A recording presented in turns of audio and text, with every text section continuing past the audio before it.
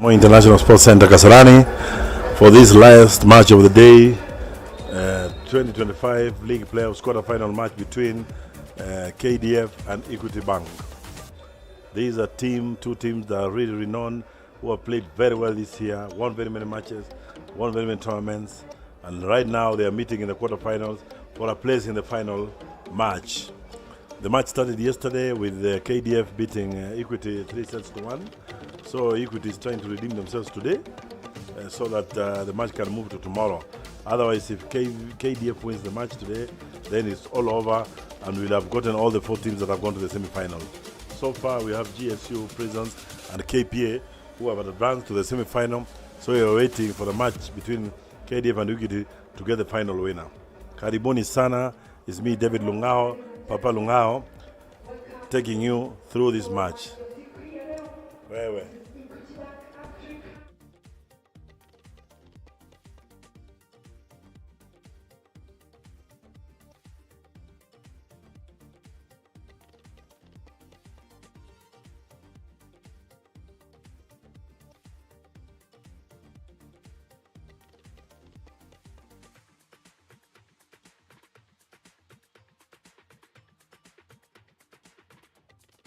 Lewa, former national team setter, has been in the team with quite some time, while the coach for Equity Bank, the head coach, is not around because he's attending a level 3 course in Nigeria. That is Patrick Owino. So they have a standby coach. I'll get to the name soon. First service for the game by KDF, and the match starts now. Nice jump service. Fast quick attack by Wilson. Wilson from Equity Bank with a powerful quick attack. Setting the pace for the game. The referee is Tabut from GSU, assisted by Samoei.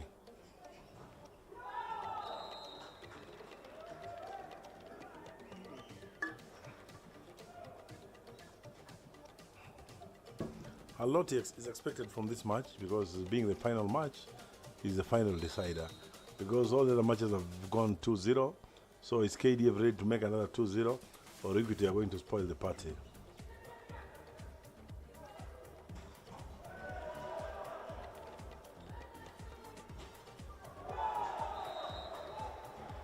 Nice massive block from the KDF blocking team.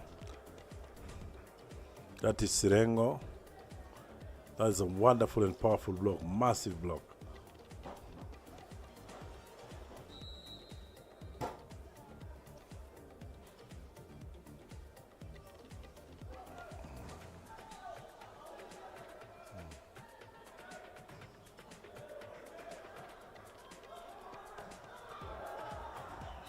Good fighting from Equity. 3 times attempted to attack the ball, they didn't make a point. But lastly, they made a point from attacking position 2 by Mwema. Mwema doing the serve.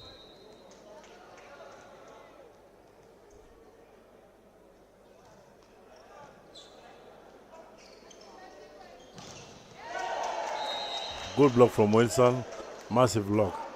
This is a hot seat for the Equity coach, who is a standing coach, who is an assistant coach. Unfortunately, the head coach is not there, so he has to bear the pain and the hassle of being a coach.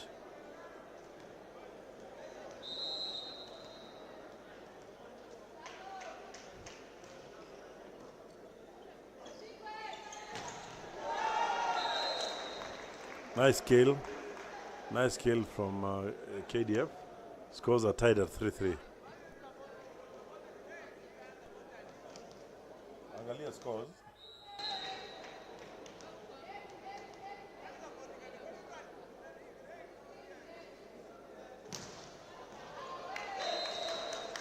Service out. We have started the disease again of service out. I hope it's not going to be as much as what we saw in the last game.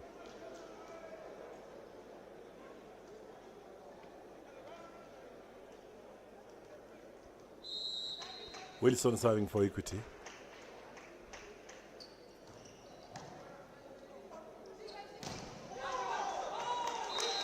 Off the block attack, quick attack by Serengo.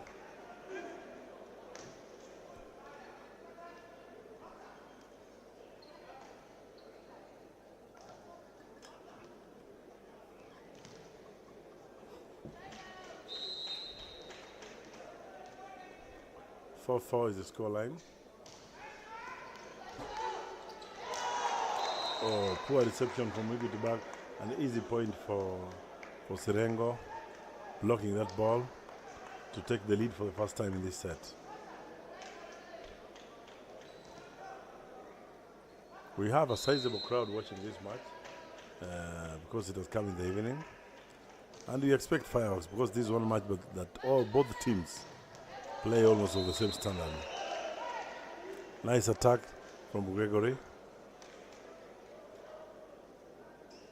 Oh, he's again proceeding to go and do his service.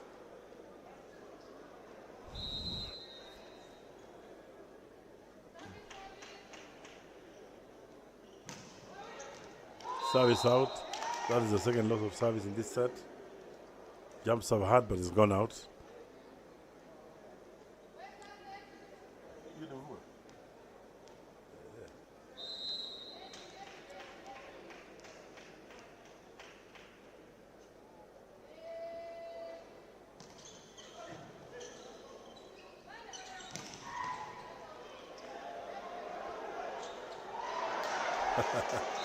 Yeah, that was a good fight. He tried to go and retrieve the ball, but he overtook the ball. The ball was high up, he overtook the ball, he was too fast. And at the end of the day, he missed the ball. Some of the moments that you love to enjoy while watching. 6-all. Another loss of service, the third one in the first set. 3 services lost already. 2 by Equity, 1 by KDF.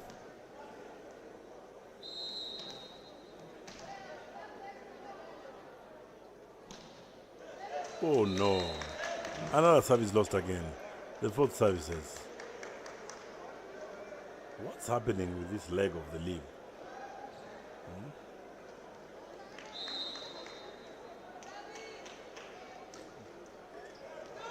Another loss of 3 services in a row. 3 consecutive services lost. There is a sickness in our teams in losing of services. And my cry is always that the services are so weak to be lost. Lose the service, or if you're given a tough service, okay. But the service is so weak and you lose the service. Where is your team going to get points from? This is something worth thinking about.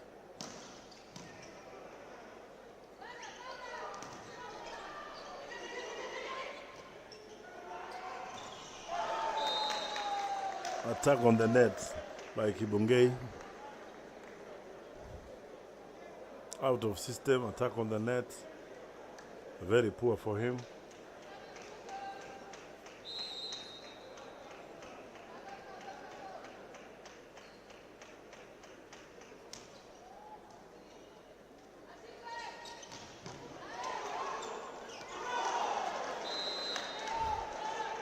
Better play for KDF and Equity.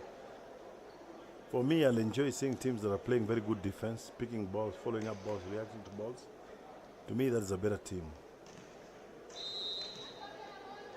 Attack should be the last thing I should be thinking about.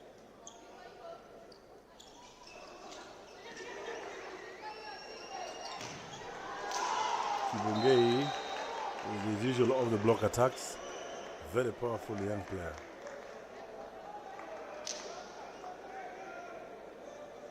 It's a family of volleyball, Kibungei, with his brother playing for Kenya Prisons, another brother playing for Kapu, all in the playoffs. Nice pipe by Equity.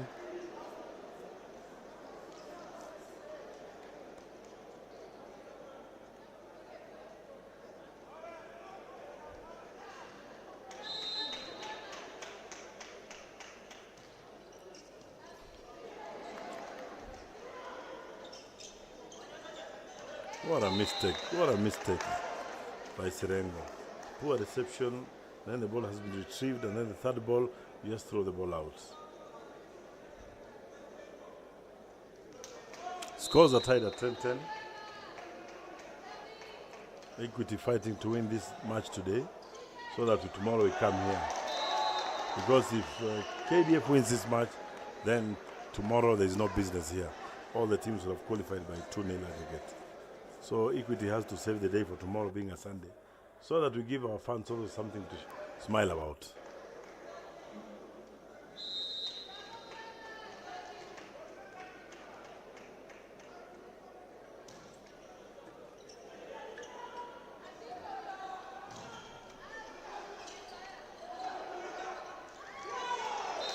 Sirengo high up, very long hands, very good display by Sirengo. Just scooping the ball almost on his own court, making use of his height.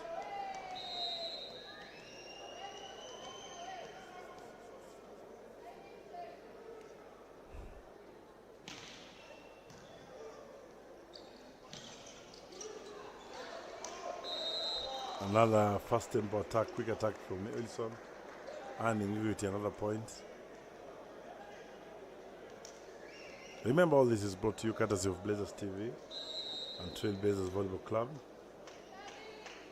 and its partners to ensure that all Kenyans, all in Africa and the whole world capture what is happening in Kenya at the moment. Because whatever is trending at the moment is the volleyball league playoffs, and everybody around the world is watching. We are receiving messages from all over the world. People are happy with what Blazers TV is doing. They chose to partner with volleyball, though they are doing other things, but they chose to partner with volleyball. Timeout for KDF. Timeout for Kenya Defense Forces at 11. Equity Africa 13. This is the first set. Coach Aliu advising his players. One of the coaches of the national team. The coach is the greatest anger in volleyball. He reacts with a lot of anger to anything that doesn't please him.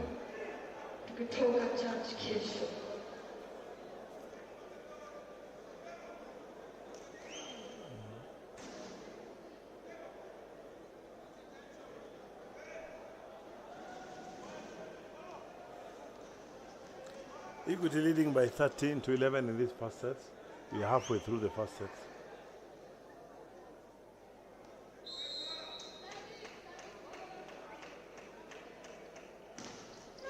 Oh, another lot of service from Wilson. Services, the order of the day. Losing service is the order of the day.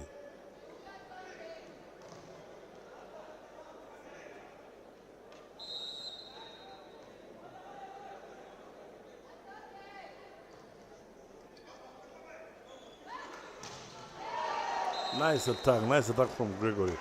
Good set by the Equity setter, Mugo. For those who don't know, Mugo, who is the setter for Equity, is the younger brother to Muiruri, who was the libero for KPA. Mugo is the younger brother. And their father is around, is in the hall watching and supporting his kids. The father was also a national team player, so it's something that has grown in the family. But only the three of them. Their father is Francis Mwangi, who is seated somewhere in the hall. Always there to watch volleyball and support his children, his two boys.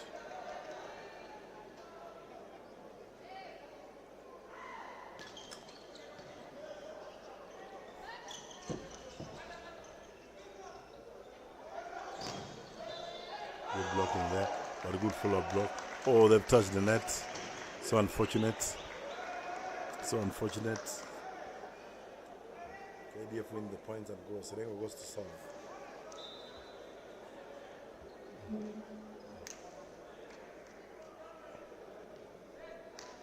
Volleyball is one sport that has really evolved in Kenya. One of the, I think, top 3 best loved sports in Kenya after athletics and rugby. Though football is number 1, but in terms of performance, I think volleyball is number 3 in the country, and we have so many fans, and more especially when it comes to the finals. I think this hall, the capacity of 5,000 to 6,000 will be full to the brim. Volleyball is run under the Federation, Kenya Volleyball Federation here in Kenya, which was established in 1964, then known as Kenya Volleyball Association, KVA. Now it's KVF, Kenya Volleyball Federation. And we have our officials who are watching also this game, our executive members who are present today to watch these games.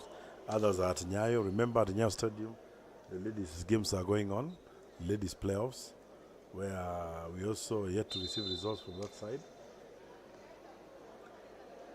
KDF doing a substitution, change of setter, which means change of tactic, change of strategy and everything.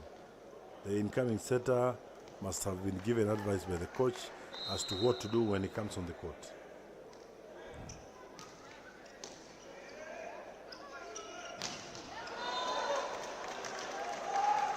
Nice attack by Mwema of Equity. Cross court, very difficult for the libero, and makes a point for Equity.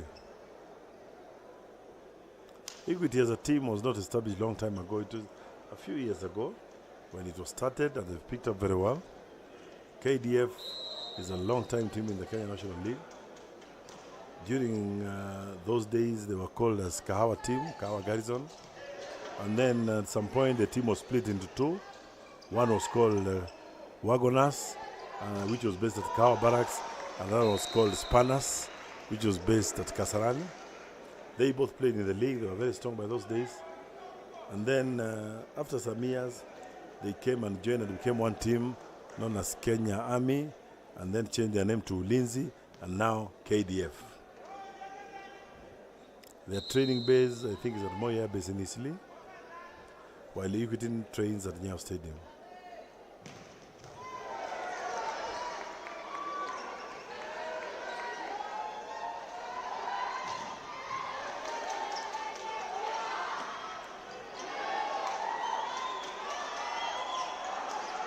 Now this game is coming up.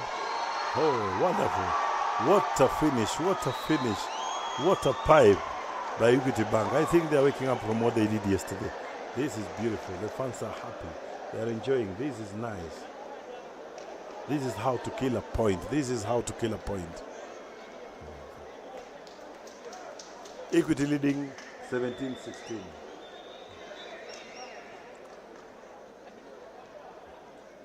Equity Bank has only one survival option, and it's to win today. Otherwise, they'll be out of it, so they have to make sure they win this today's match.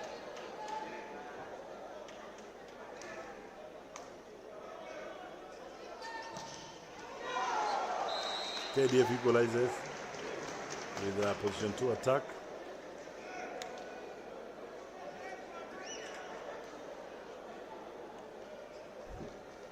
First set is turning to be tough and entertaining. The fans are up from their chairs, they're cheering their teams. I think that is why this match was put to be played at the last. Very entertaining. Kibongei with a dodge, picked by Equity. Gregory, nice play, nice thinking, nice thinking. He didn't attack the ball hard, he just scooped the ball into the block, and the blockers came down with the ball. Nice way of killing a ball. You don't have to attack to make a point. You have to use your brain. And that's what we call using your brain.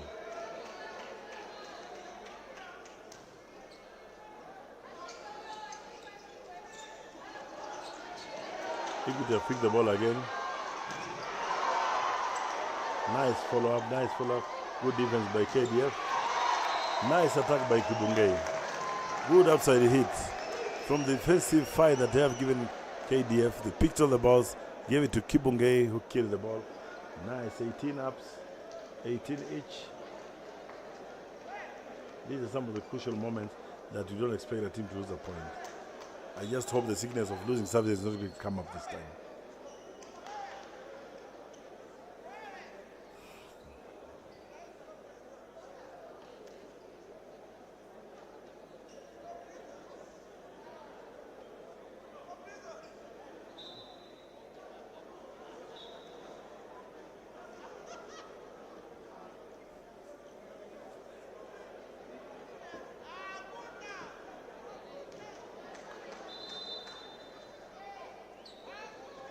Substitution for KDF.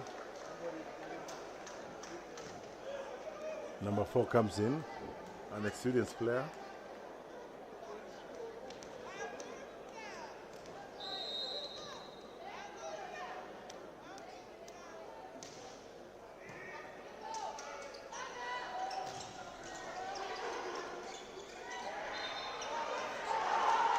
Oh, what a mistake by Equity Bank.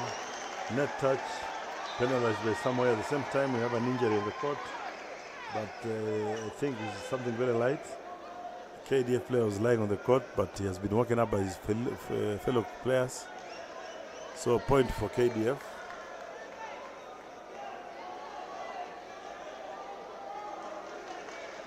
These are very good rallies whereby no one is leading for like 2 points. 1-1, 1-1, 1-1. It's only changing from time to time.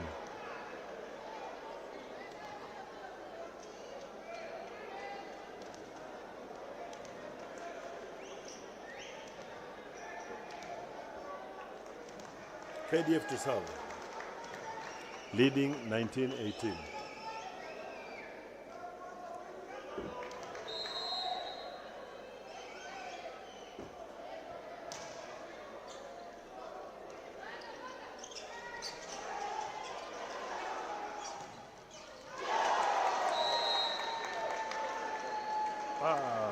That was a spiked out ball. The idea was good, but unfortunately the ball went out. Substitution for Equity. Wilson comes out. Nimrod comes in for the service. KDF also doing a substitution. Number 12 comes in. Number 4 goes out. Nimrod acquired from Trailblazers to Equity.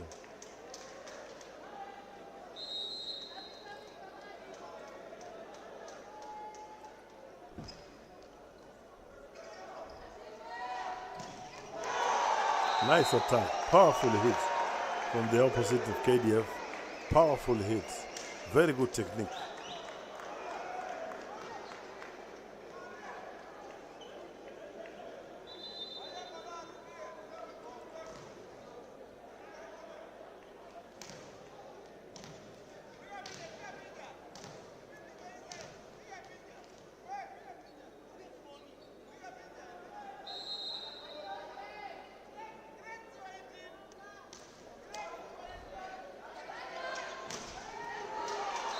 Good attack with the outside hitter, cross court.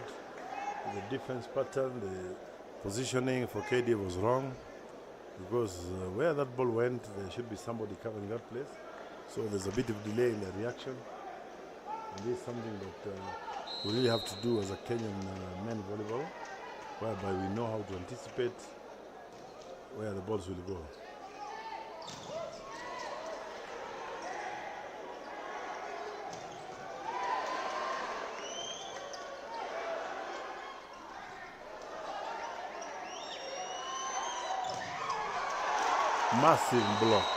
Massive block from Equity. Very crucial point for Equity. Very crucial point to lead 21-20.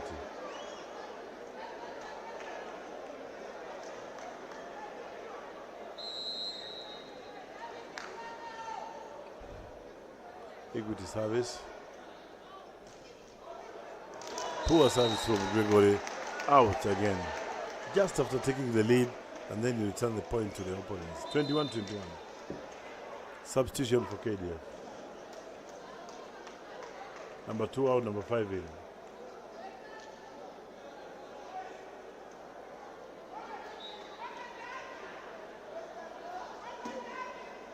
Number 5 was a player who was acquired from Equity, from Trailblazers, serving using the left hand. What an attack by Gregory. What an attack by Gregory. Ahead of very tall blockers. Backcourt attack in.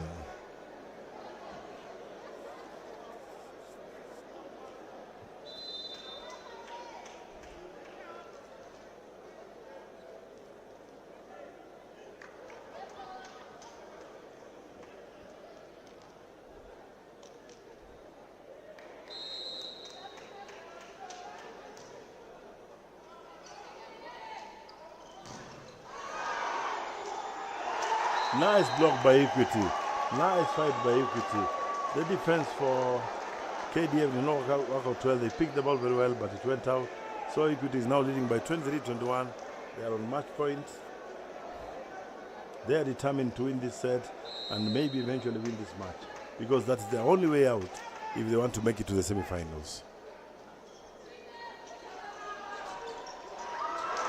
What a tip, what a tip. Reaction, the libero slept on duty, because I think that ball was going to be very easy for the libero. Substitution by both teams. Number 3 out 13 in for KDF.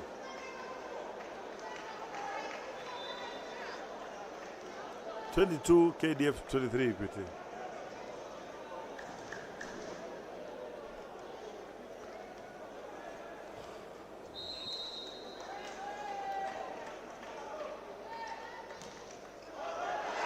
Oh my God. Creating chance for KDF again. Oh my goodness. They made a major mistake, Equity, by not receiving very well. Then created a chance for KDF, who took up the advantage and killed the ball. 23-23. Timeout for Equity Bank.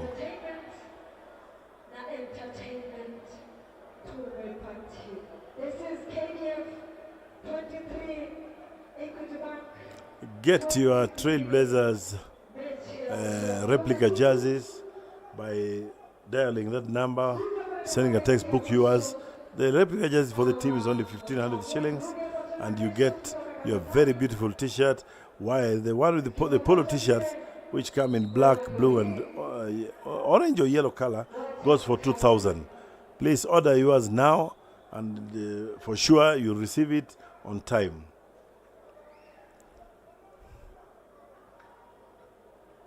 (23-23). What a set we are having here. What a set we are having here.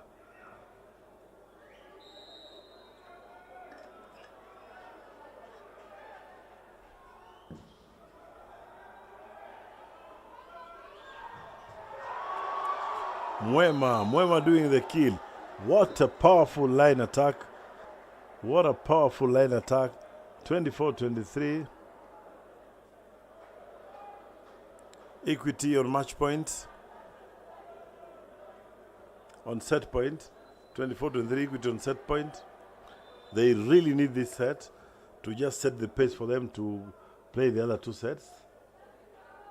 Substitution, Baraza coming in for Equity, and is going for the serve. The coach believes that Baraza has a very good service that can even kill the game there and then. He has a very good jump floater. Not this time. Another tip from the same player, tipping twice, but the defense is not reacting. The defense is not reacting. 24-24.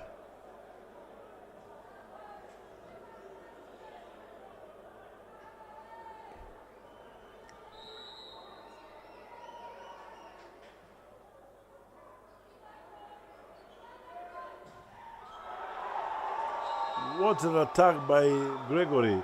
The ball hits the top band of the net and then travels out. He was just left with one blocker, but couldn't take advantage of it, and KDF take the lead now at set 25-24. Set point for KDF. Mwarabu serving.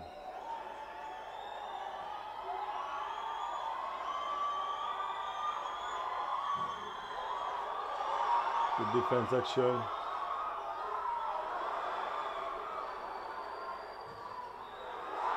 Good fight by Equity Bank. Mwem making a point. I don't understand why you have an advantage of making a point and you give a chance ball to your opponent. Kibungei had a chance to kill the game and decided he wanted to give them an easy point, and then it has not worked for them. Equity has have equalized, so it's 25 ups.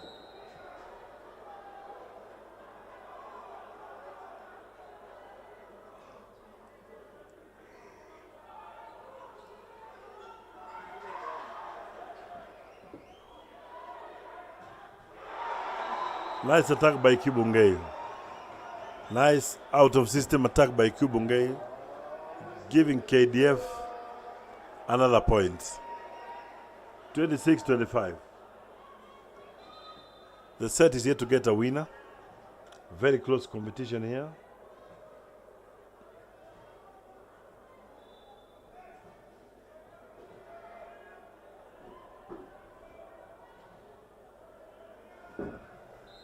KDF serving.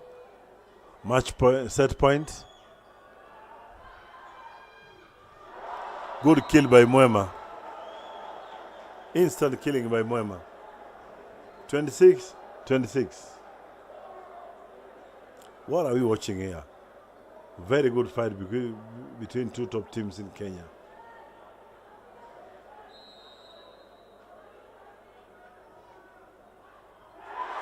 What a service! A service at this point in time. Getting an ace serve is something worth smiling about. That was awesome. Awesome. Timeout for KDF. Even me, if I was the coach for that one, I'll call for a timeout. Very good service from Mwema. KDF assumed that the service was going out. Unfortunately, it went in.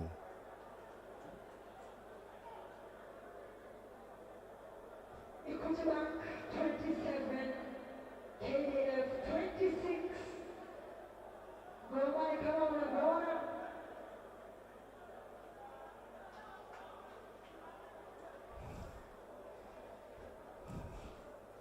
Okay, the players going back to the court after getting advice from the technical benches. Remember, Equity need this point to salvage the first set. KDF need this point to save the day.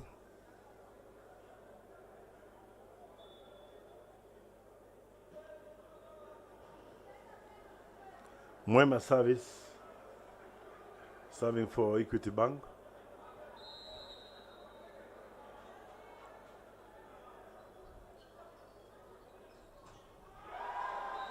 Good attack skill by Kibungei.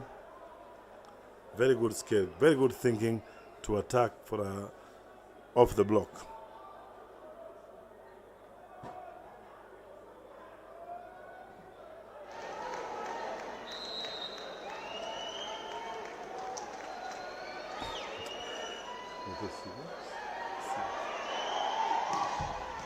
Good service there, but good reception for Equity. Nice attack by Wilson. They gain the advantage again, Equity Bank.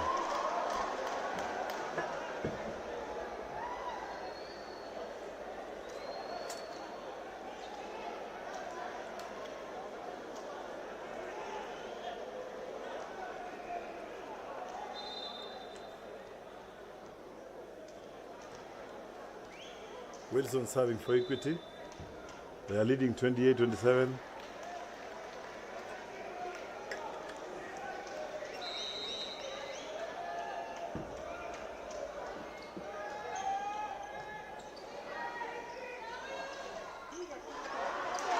What a defense. End of the first set. Equity gets the first set after a powerful attack from Gregory. KDF could not manage to block it, they blocked out, and Equity wins the first set. 29-27.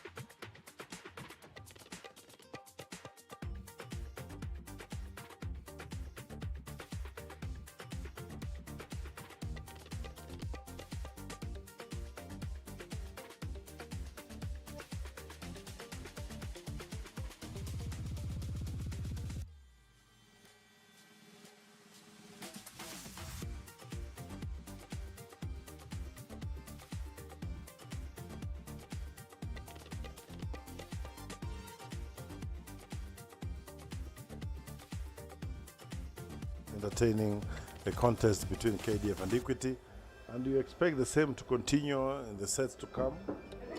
Equity have taken the first set. Remember, Equity's only survivor is winning this match. KDF won yesterday, so if they have to have a chance of advancing to the semi-final, they have to win this match. They lead by 1-0, but a very tough first set, ending 29-27.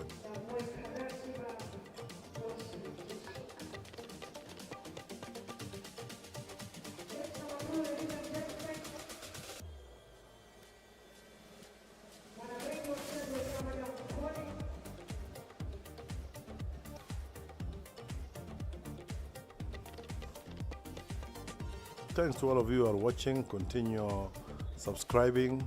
Get more subscribers to YouTube channel, Blazers TV. Like our page. Give us a comment so that we continue bringing you these good matches and entertaining volleyball competitions.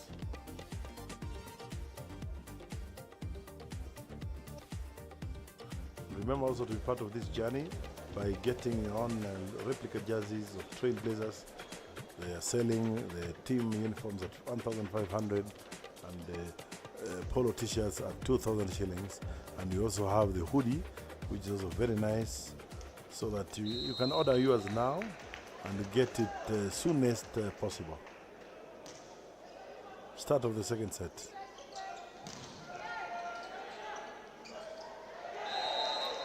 First quick point for Equity, starting on high again.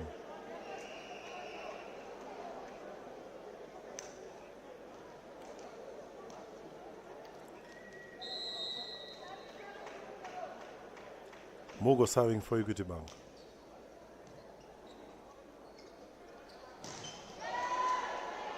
Good massive block from Wilson and Mwema, advancing their lead to 2-0. It's just the beginning of the set, but the spirit of the team raises as you start the set. So it's very important to take an early lead.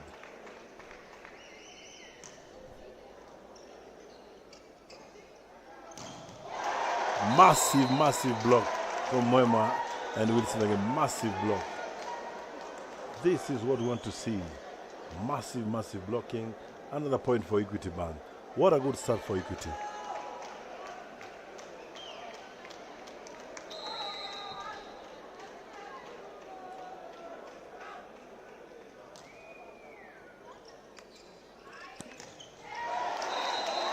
Another massive block by Wilson.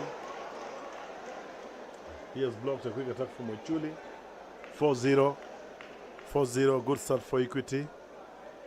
Remember, this is the only survival. Substitution for KDF. Change of setter, which means change of tactic.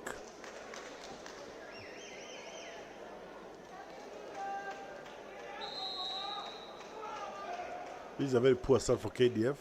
Trailing 4-0-4. Ochuli makes it now for KDF. He wins against the block of Wilson again. And goes straight to perform the serve.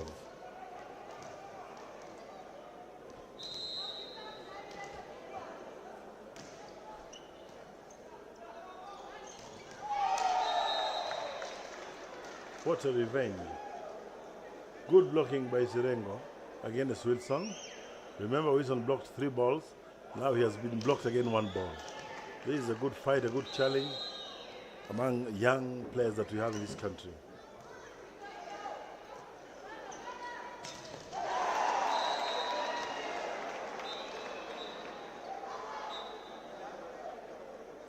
There's an injury there.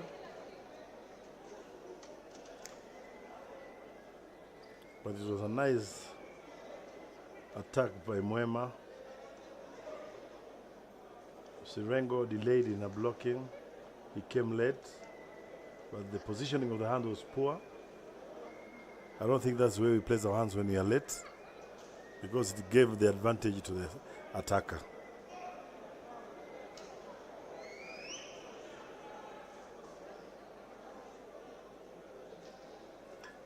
The Equity setter Mugo is still down. He has had a knock and is being attended by the team doctor. But thanks God, he's woken up and ready to serve his team. Equity leads 5-2.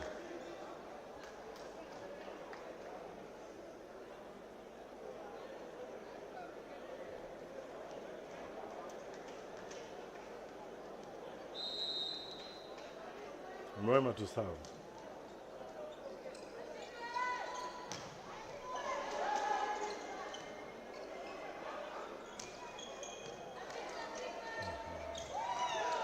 Nice quick attack by Sirengo.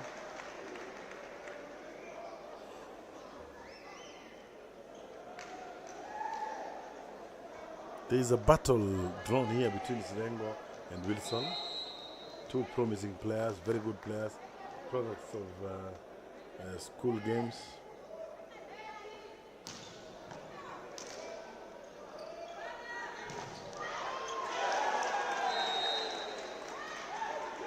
Gregory has been blocked. The referee has decided the ball is in.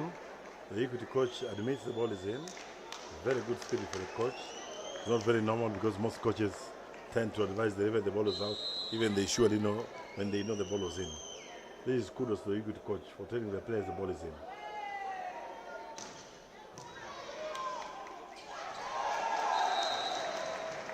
That was a very fast recovery from KDF. From 5-2, now 5-5.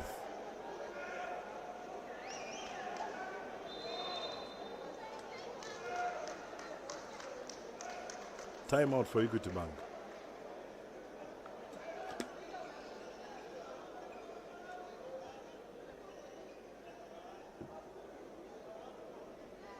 Remember, for you to come back to KASARANI tomorrow, Equity has to win this match.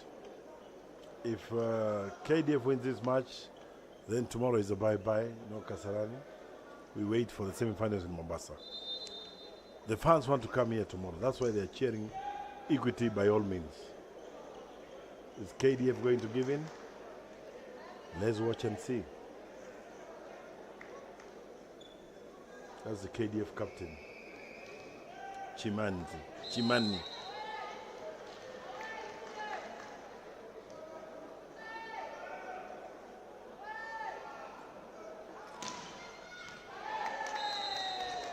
The first service to be served out in the first set. Quite an improvement because those are 11 points to make the first service out. The other matches, even at 4 points, we had already like 2 or 3 services out.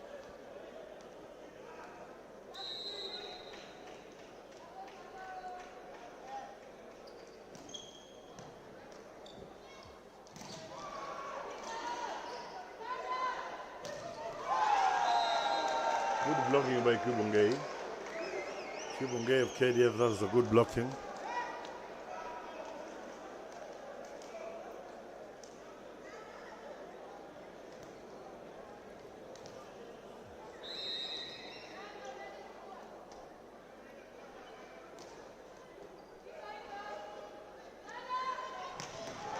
What an attack, what a massive attack by Gregory.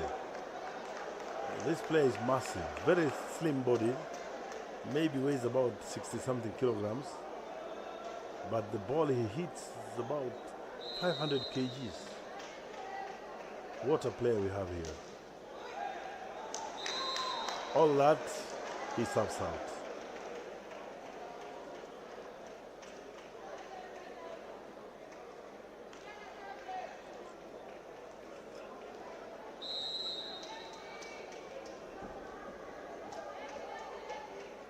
Sirengo service for KDF. Good jump service.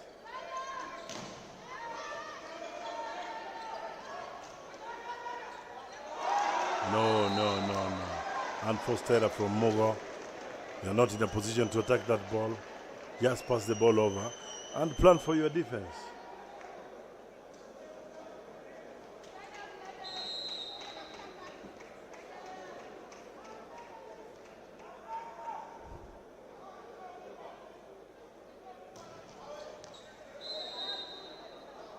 Service out. The game is still tied at 8-8.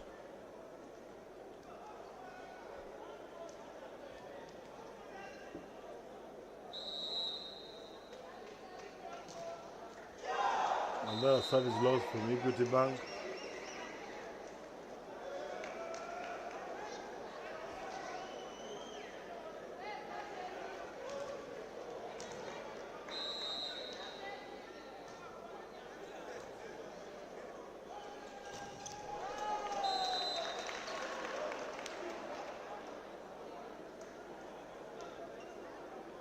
This team called KDF, before it was KDF, it's Kenya Army and Kawa Barracks. They used to represent our country for very many years in the late 70s and early 80s during the African Club Championships. It was Kahawa, by then the likes of Sylvester Kioko, Javed Kiplimo, Juma Waluhu, were the members of the team, Patrick Quaria,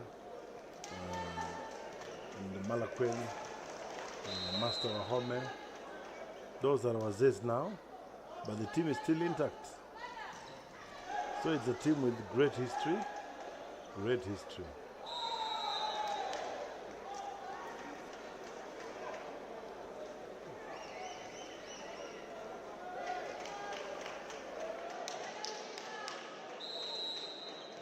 The 11 scores to 9.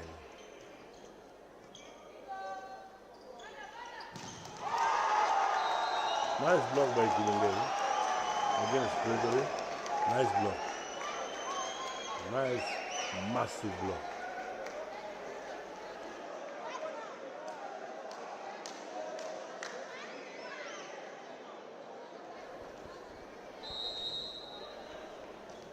KDF to serve again. Morabu serving.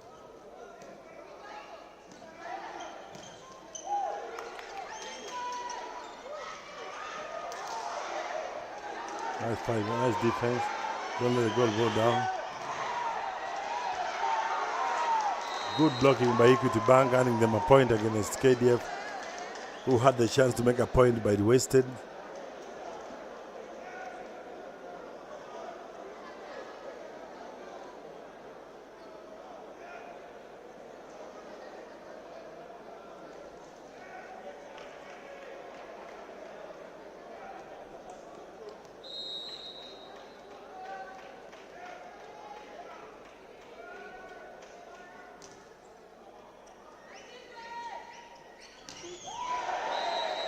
Outside hit from position 2, attack the ball out, scores 11 Equity, 12 KDF.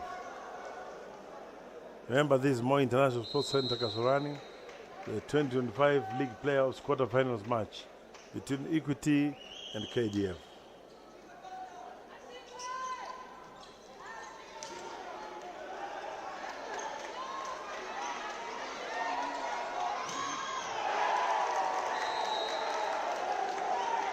We really want to thank Trailblazers Volleyball Club for making it possible for Kenyans and Africans and the world to watch volleyball of this level.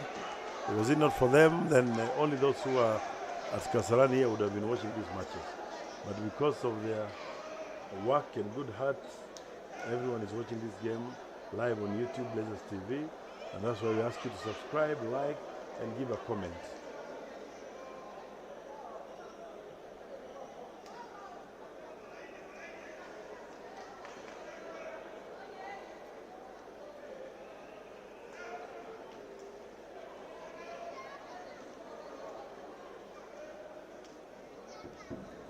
That was a slight misunderstanding between the referees, but all is sorted out.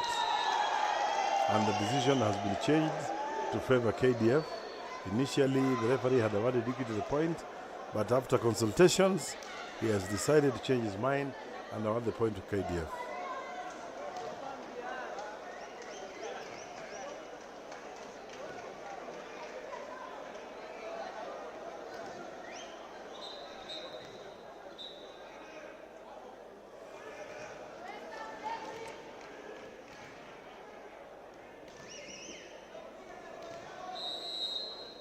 When there's a complaint of this nature, how does the coach help the team to come back to their senses?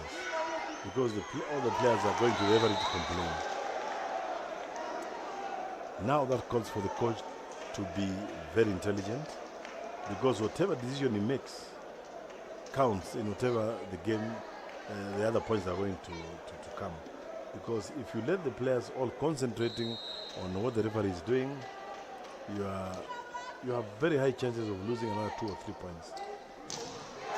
So a good coach will only call his players back, talk to them and tell them, forget about the referee's decision is final, just bring your heads together, work hard, and let's make the next point. The point that you score is never important.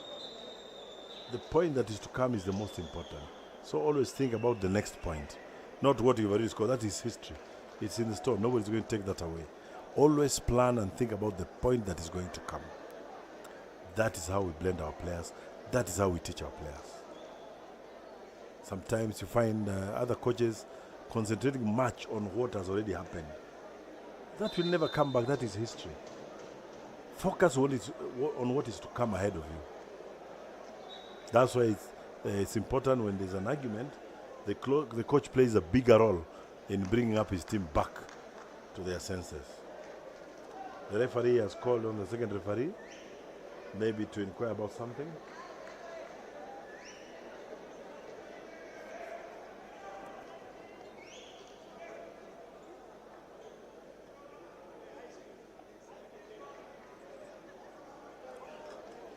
Why are so many people asking? That voice is like of Papa. It's Papa. Don't ask that question again. This is Papa.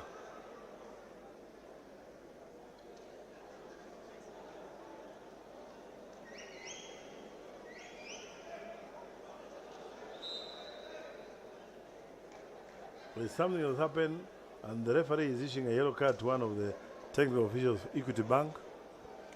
I'm not aware what he did, but he has been given a warning by show of yellow card.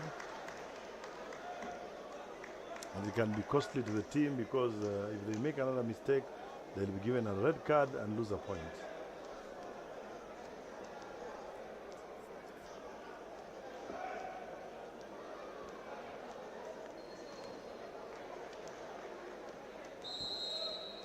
I think they must have said something wrong to the second referee who is closer to them. That's why it's important when you have a technical bench, you have a technical officials as a head coach, try to educate him on some of the rules that govern our sport so that they don't do those very silly mistakes that can affect the team. KDF leading 14-13.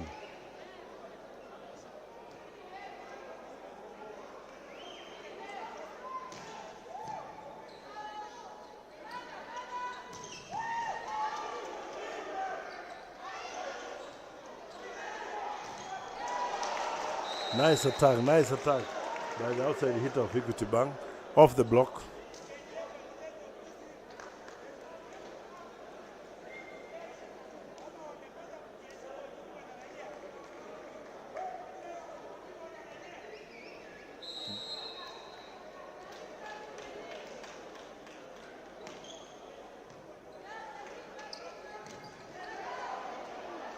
Nice pick. Good attack by Gregory. Another point for Equity Bank.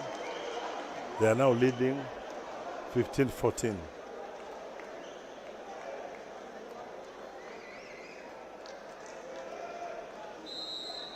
So when we say Equity is leading 15-14, does it mean that KDF is misleading 14-15? No more misleading, they're now at 15 ups.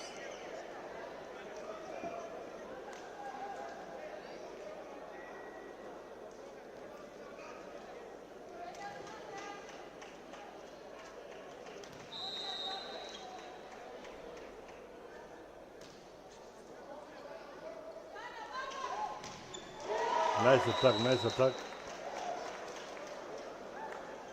This might be a surprise at the end of the set because the teams are at par.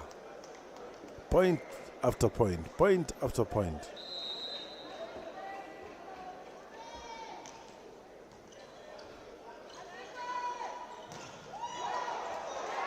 Good fight with the bank. This is the defense I want to see. Nice fight, but unfortunately not for too long. Off the block by Sirengo. KDF gets a point, 16-16.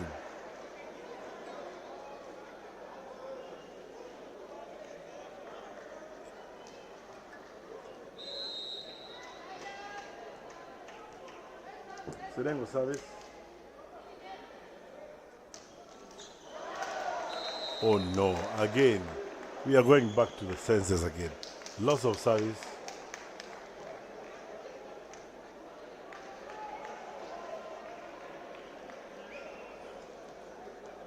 If I were the coach of these teams today, One player would slip out of the camp. Outside. Very many losses. Very many losses. Still tied up at 17-17. It's point for point. Point for point. Not a good way to display a game, because when you make a single mistake, this is a crucial moment, you might end up losing the set.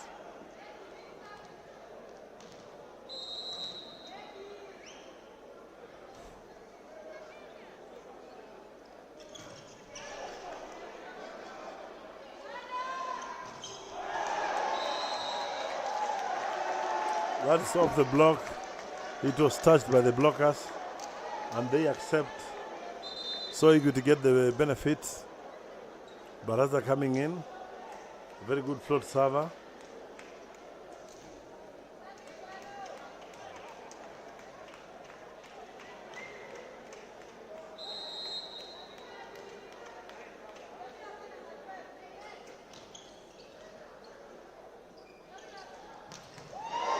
What an attack. What an attack.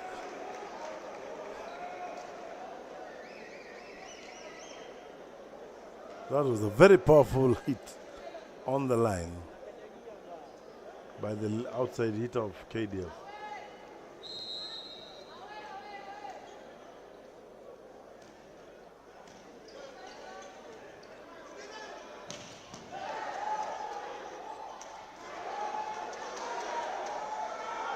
Nice fight, nice defensive play. Good play by Wechuli.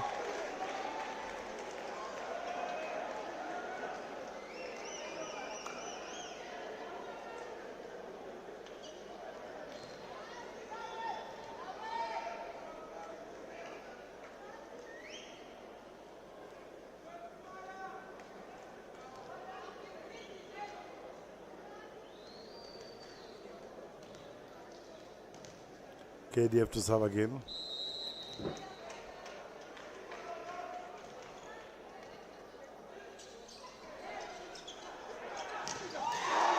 Nice reaction by Kibungei.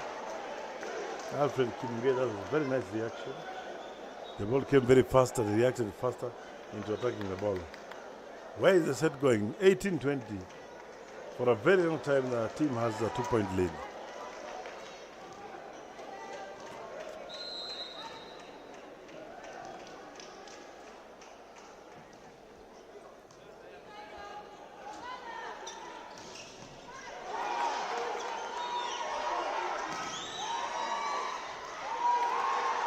Good attack from Kibungei. Tactical attack. Earning the team another point to make a 3-point lead now.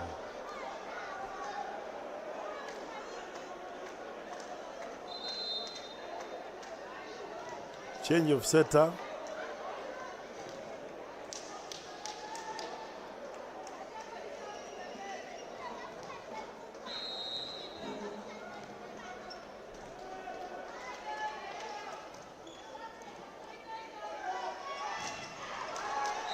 Knockout by KDF. Wilson makes a point for Equity Bank. 20-19 or 19-21.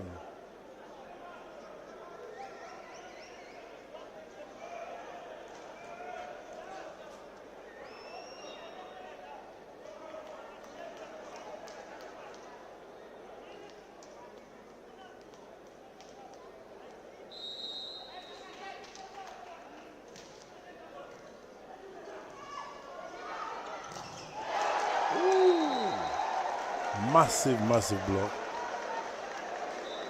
Kibungei had enjoyed the perfect attacks until this moment when he met eye to eye with Wilson, who made a very smart block to earn a point for Equity Bank. 20-21.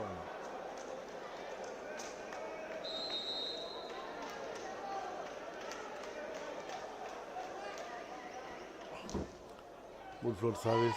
Nice to show Morabu. Nice attack.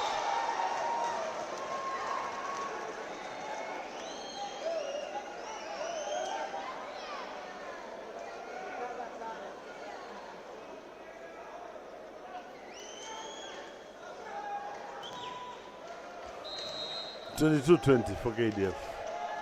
Yes, I can see your comments. Let them keep coming. What a reception, poor reception. And the kill by KDF. Match point at 23-20.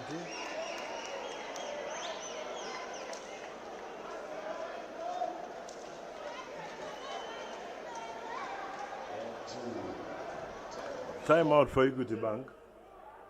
We acknowledge the presence of mashabiki wetu leo. Nataka kujua Equity wako wangapi? Equity Equity KDF KDF 20. Yes, they're swinging back after the timeout. The set is approaching the end. KDF leading 23-20. If they win, it's going to be 1-1. Wow, wow, wow. Massive hit from Gregory. Huge attack. Huge attack. Where are the blockers? Huge attack. From a tiny person, that is a huge attack.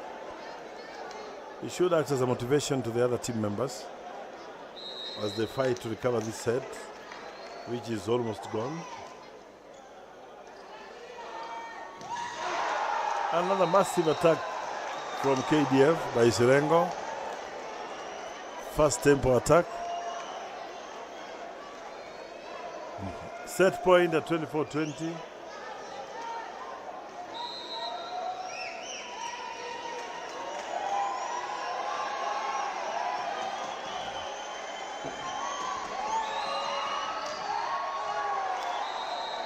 Serves out.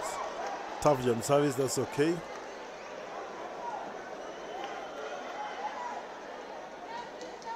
Substitution for Equity Bank. Baraza out. Wilson out. Nimrod in.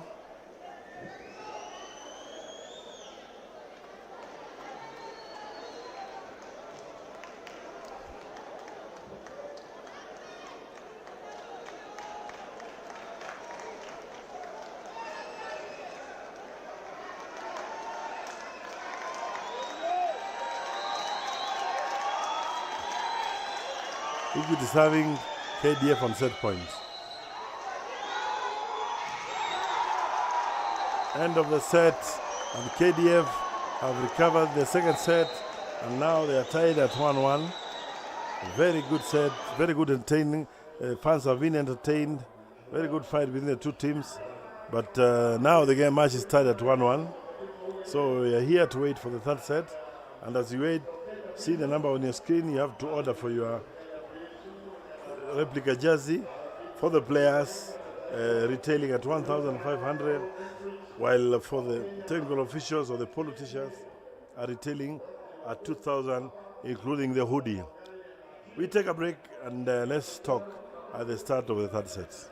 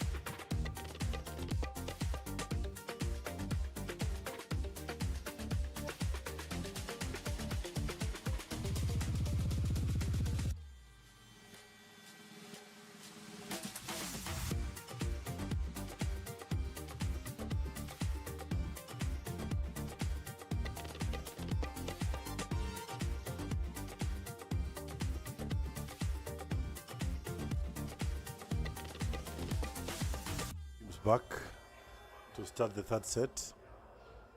1-1, Equity 1, KDF 1. KDF leading by 1-0, having won yesterday. So Equity are trying to win this match today so that we come back here tomorrow. Otherwise, if they lose, it's bye-bye Kasarani.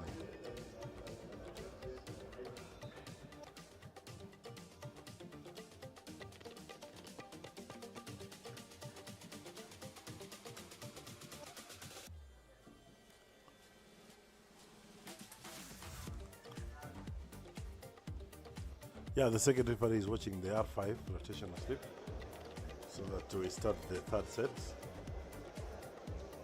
So far so good, we have been entertained, the fans have been entertained, and we expect more from the beginning of this third set.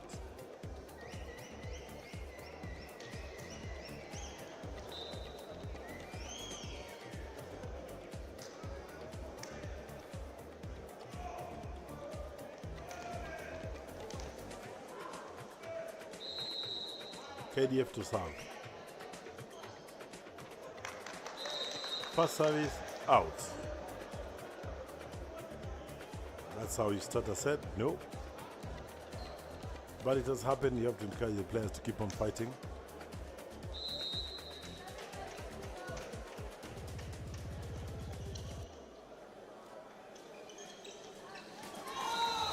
No reaction in defense. Good point for KDF 1-1.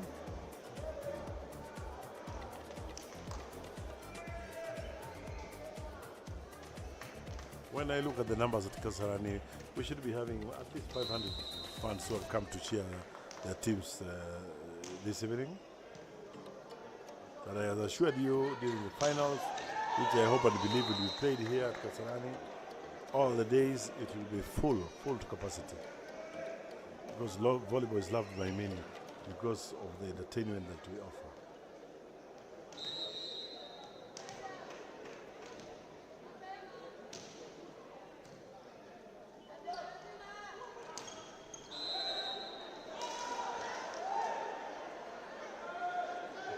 The ball was in, but the referee said he touched the antenna, so the ball is out. The fans of the judges won't understand, but the referee is more close to the antenna than the fans. So the ball touched the antenna.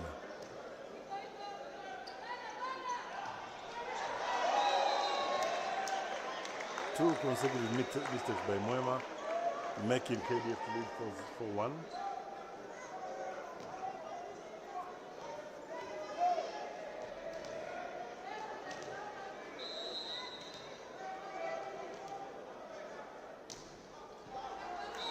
Poor service for KDF.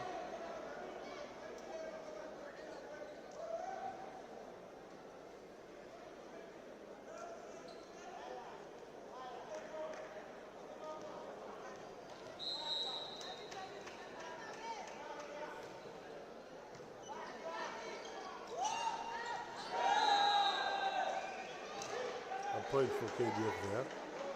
Easy point for KDF.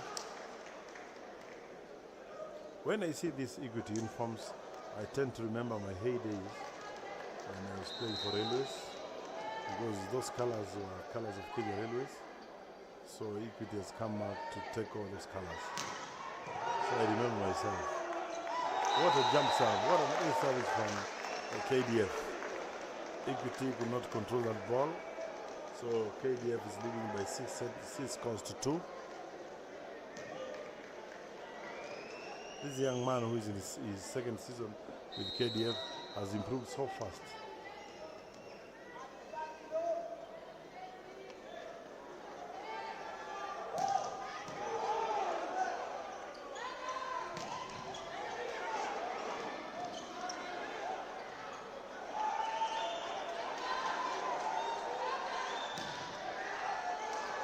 A good point, a good fight for Equity, taking KDF on their toes.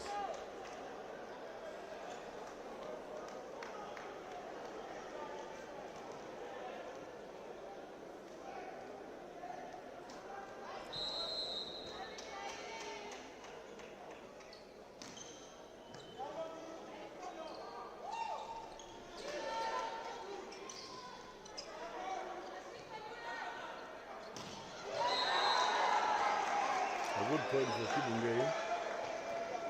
Off the block.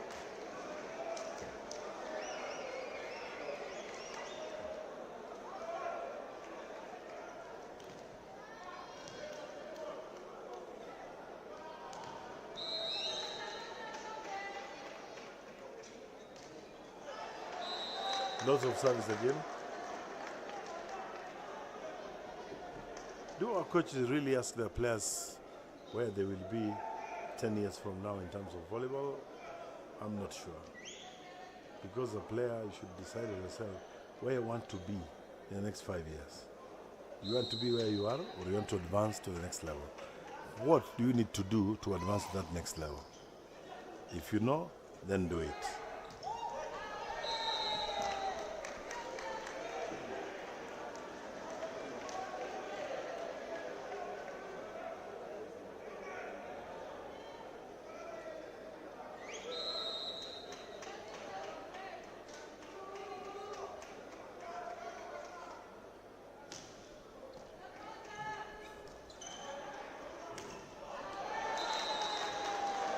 Is that ball out or it has been touched? The referee says it's out, so it's a point for Equity Bank. And they've recovered so fast. Now there are 6 points against 7 of KDF.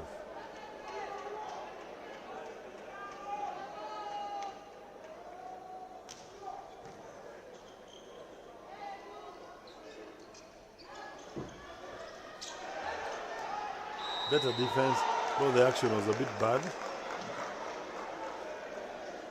They have been penalized, having played the balls 4 times.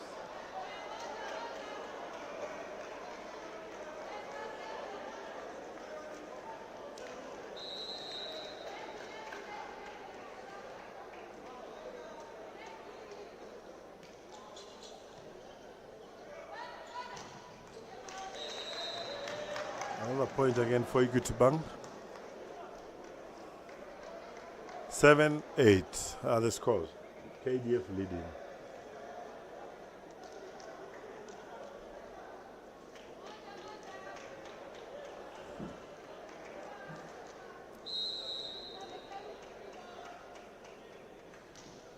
This is the last match of the day. We don't have another match after this one.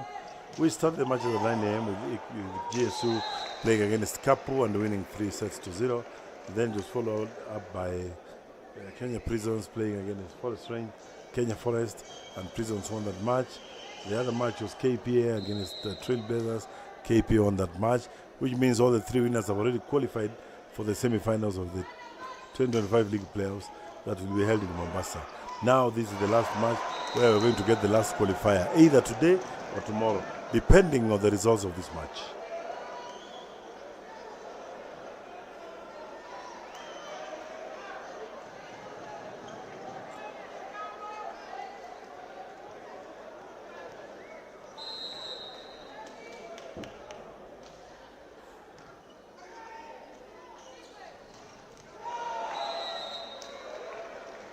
A good point for KDF there. This Kasarani Gymnasium was first used in 1991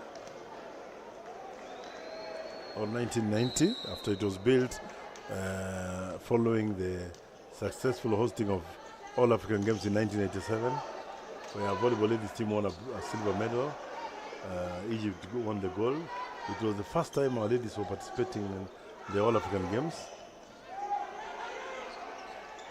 The men didn't go beyond the group stage during that time. So after that is when our former president Daniel Arap Moi made arrangements to construct this gymnasium. And this gymnasium was also, during its construction, the former FIB president Dr. Ruben Acosta came to Nairobi to watch a tournament at Standard Chartered Bank, which is now KCA University. He watched some matches there and then came to launch the gymnasium. And when it was being opened, it was opened by a volleyball match between Posta Kenya and Kahawa, or Kenya Army by then, which was played here, best of 3. And it was attended by none other than the former president of the Republic, Daniel Arap Moi. I was lucky to be part of those who attended the opening ceremony. To date, Kasarani still remains here. the wooden floor, though later in the years, around 2000 and something, we received this Montoflex. We call it the mat that is laid on the ground from CAVB, and is what we're using till now. So we have some of the volleyball history that we can always share. That was a poor attack from Gregory, blocked by two blockers, out of system. That is Coach Sila Makiso, former international player. Those are the players who came to the national team when we were leaving, though we played about 1 or 2 years with him. Now coaching Moya Abyss. Net touch by KDF. Equity 11, KDF 12.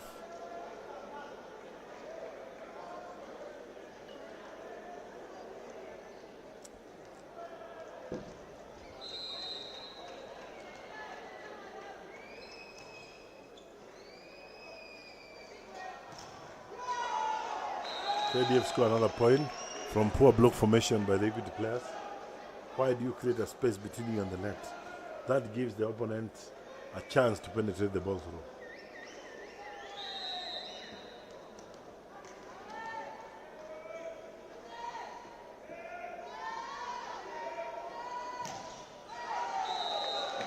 Service on the net again.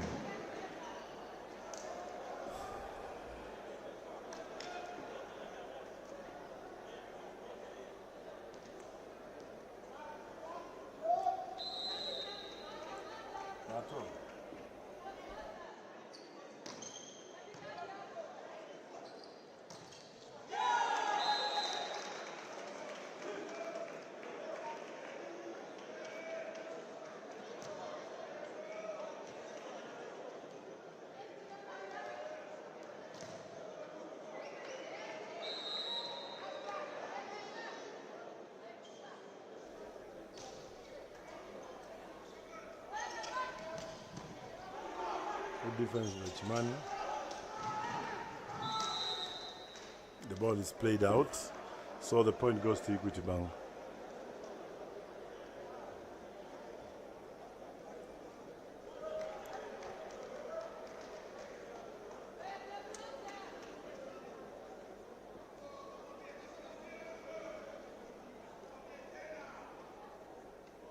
Equity going for a substitution. 2 players are going to come in.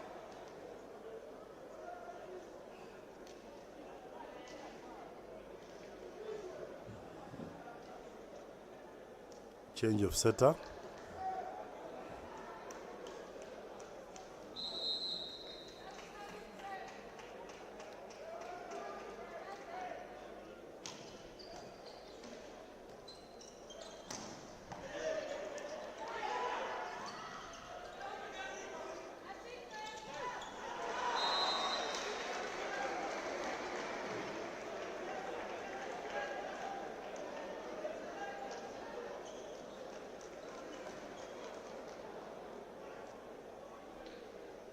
The game is still tight, 15-13.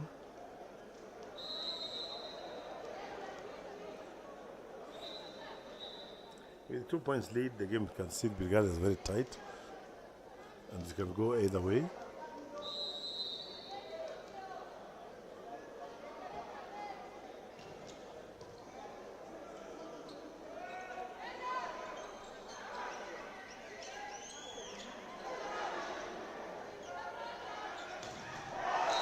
Good block by Equity Bank. Good block by Equity Bank. Recovering slowly.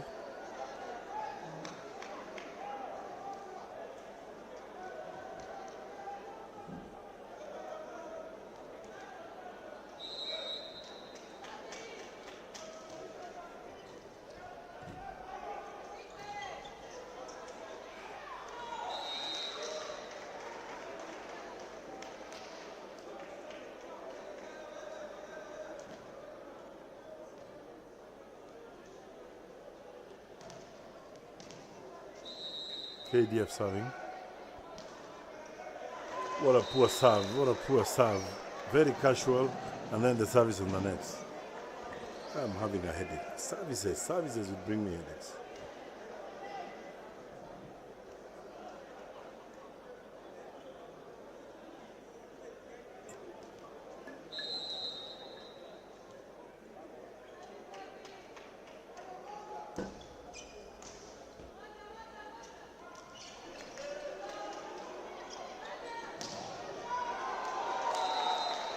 Good block from KDF.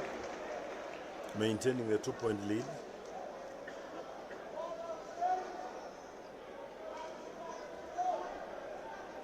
When the semi-finals will be played to Mombasa, all of you are welcome.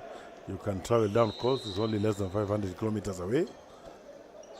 Book your place, your hotel early on time. There will be massive volleyball there.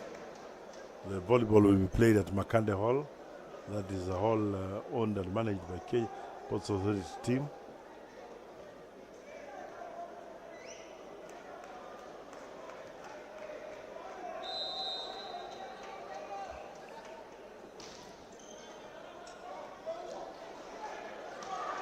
What a waste, what a waste.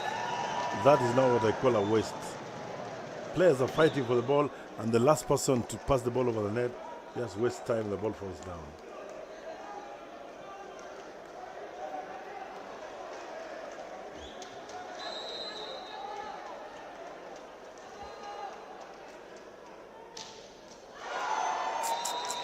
I have no words.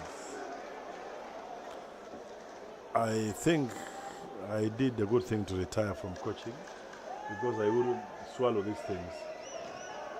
Too many services lost. And as I've said, my cry is that the services are very weak to lose. Lose a tough service is okay. A weak service, no way. That is a massive block.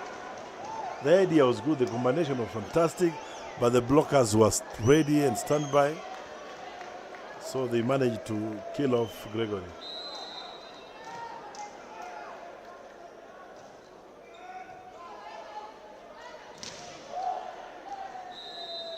Wilson making a point for his team. 18-19.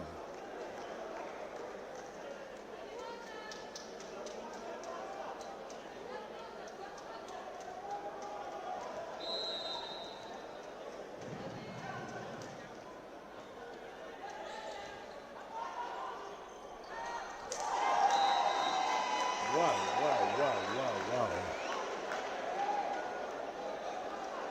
How about that? How about that?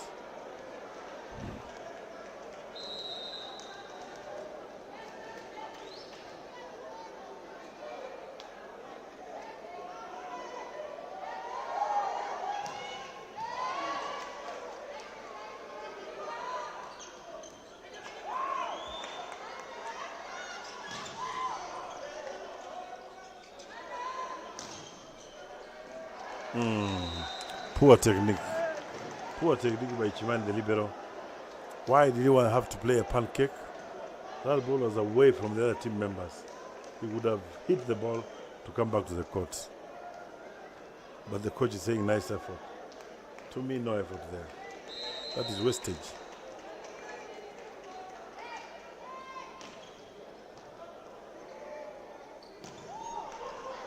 Another point for KDF. 21-19 is the score. This is the third set. Teams are tied at 1-1.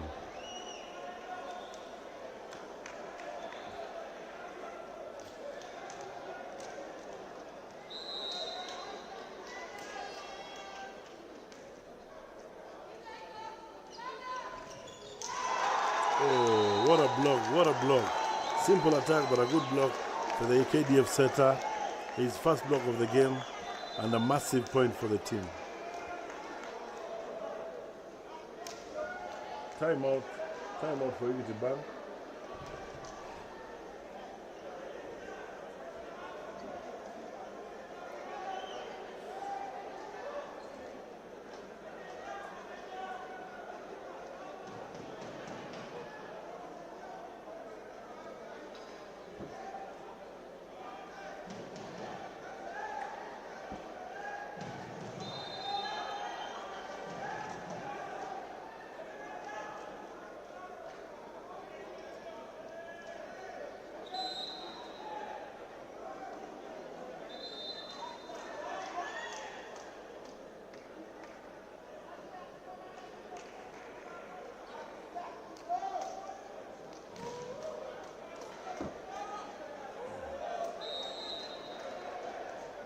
Yes, resumption of the timeout. KDF leading 22-19.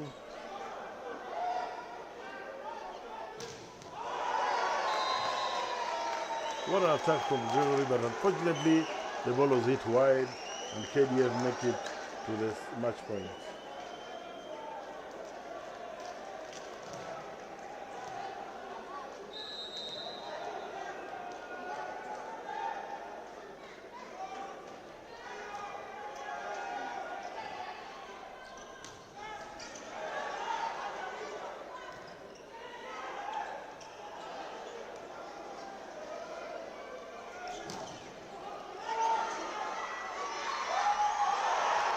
KDF are getting the set point. Nice fight.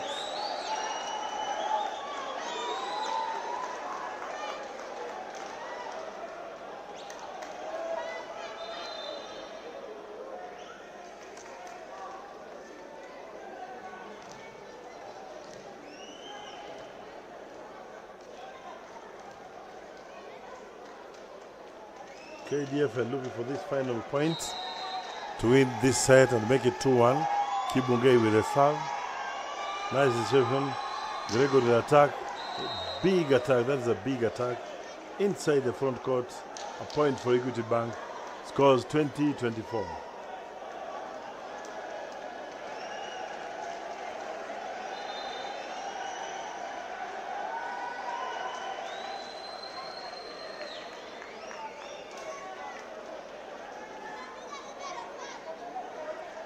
Timeout. Kenya defense versus 20 Equity Bank. Seti ya tatu. Moja. Mechi ya mwisho ya siku hii ya leo. And hopefully not the last. Kabisa.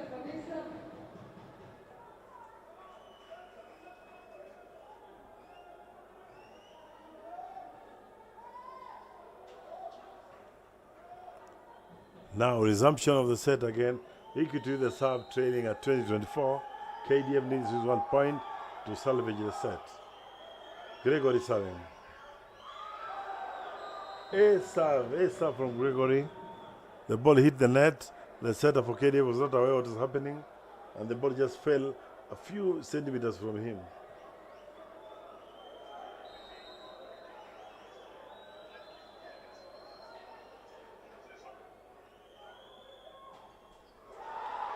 Oh, Gregory has killed the game himself. After making an ace serve, he loses the other serve. So the set has ended 25-21 for KDF, and KDF are now leading 2-1. Equity have to work really hard for this last fourth set, because it's the only way of survival. KDF are comfortable at 2 sets. Whatever the result, they'll have to either win or play tomorrow again. Stay with us, don't leave.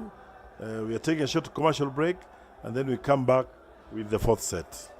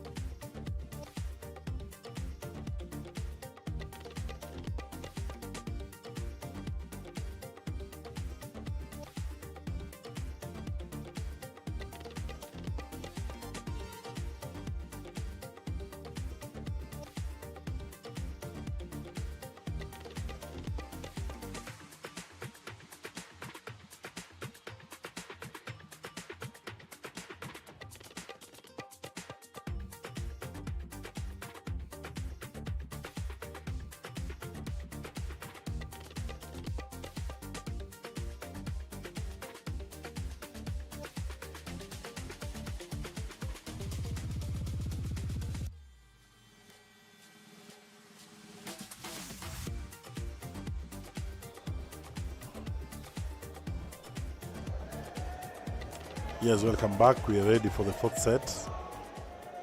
Equity versus KDF. KDF leading 2-1.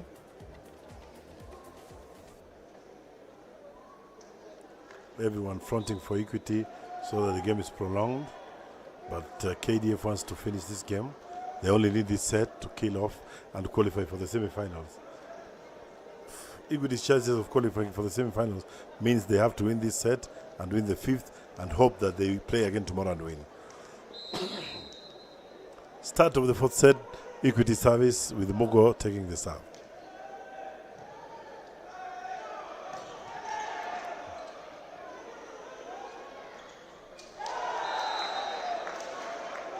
Good first point from KDF.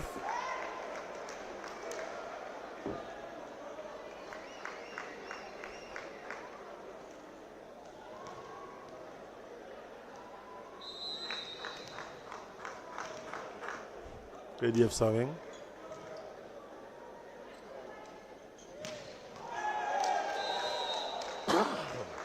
Wide attack from Equity Bank. So backward attack, it went wide. So Equity leads 2 points to nil.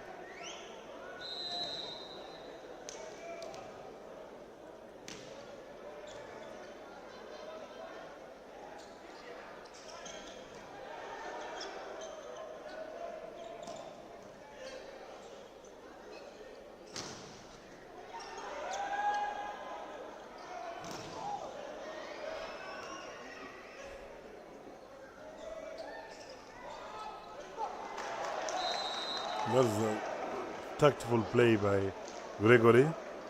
KDF could not retrieve that tip ball.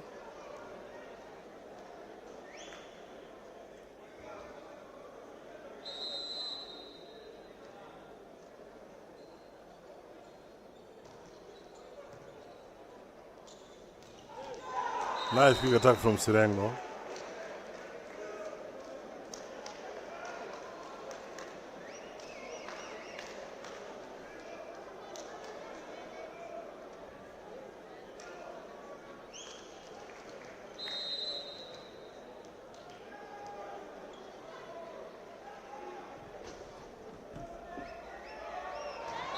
He has stepped on the line. That was huge, huge. A very good jump service, but he stepped on the line. I saw it from where I'm sitting. And the referee was alert.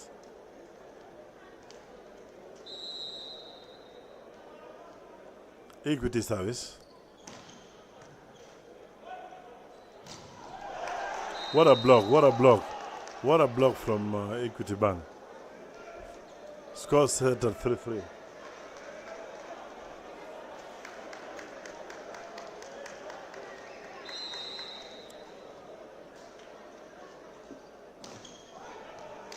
Service out by Equity Bank.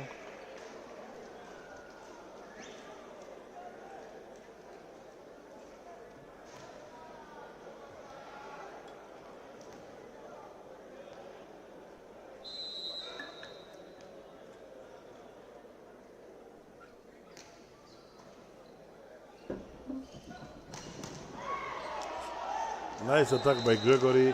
Equity, KDF could not control that ball, and Equity make a point out of it.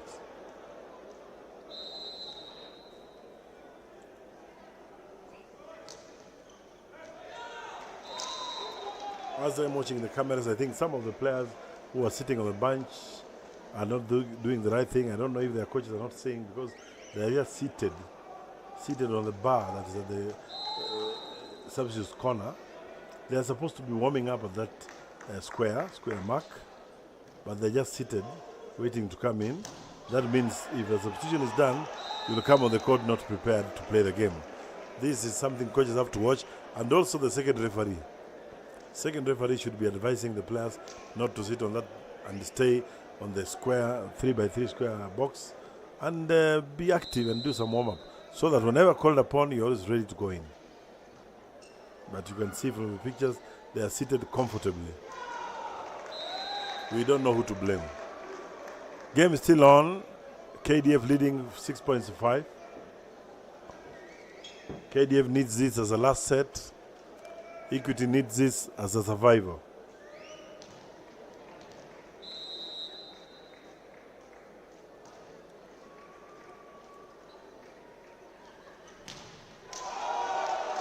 Massive block from KDF, creating a 2-point lead now.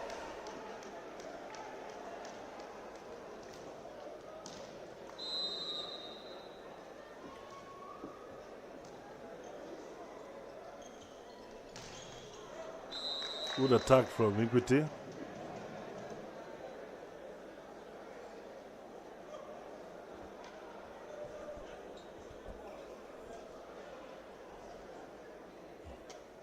So far so good. I think the referees have controlled this game very well. We've not seen much complaints. Very good officiating from Tabut and Samoei. And we hope it goes on this way. It doesn't change. You know, it can change anytime once the referee is deemed to have made a mistake. Equity service.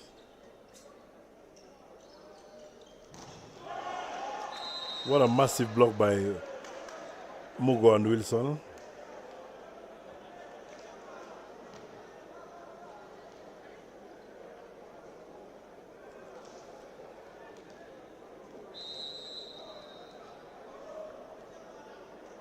Seven are the scores.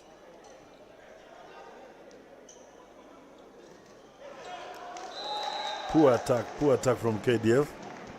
Hitting the ball, a simple ball on the net. He wanted to be tactful a bit, but unfortunately it didn't work out well for him. Equity now leading by 8 scores to 7.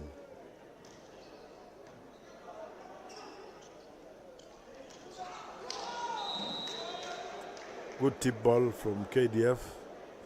Poor reaction from Equity Bank.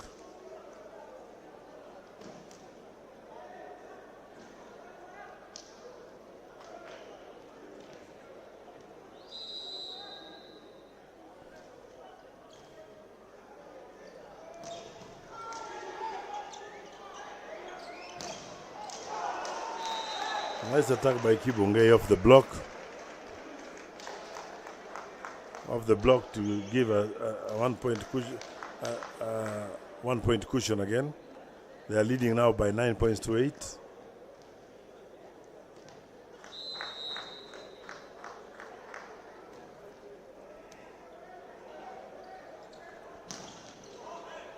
Nice attack off the block by Gregory. Onto the hands of Kibungei.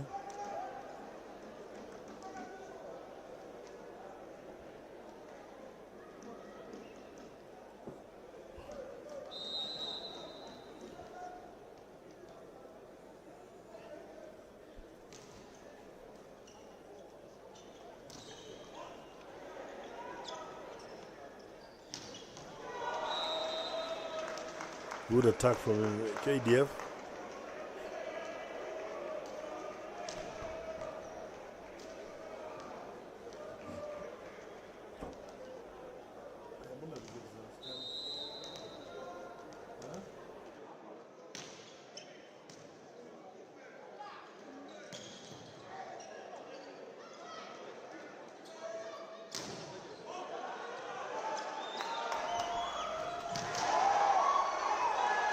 Nice attack from Sirengo. 1 point for his team, KDF. Now leading by 2 points.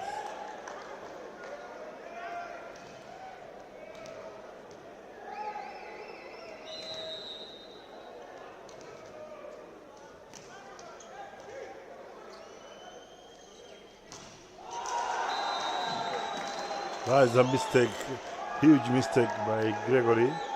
Now giving KDF a 3-point cushion.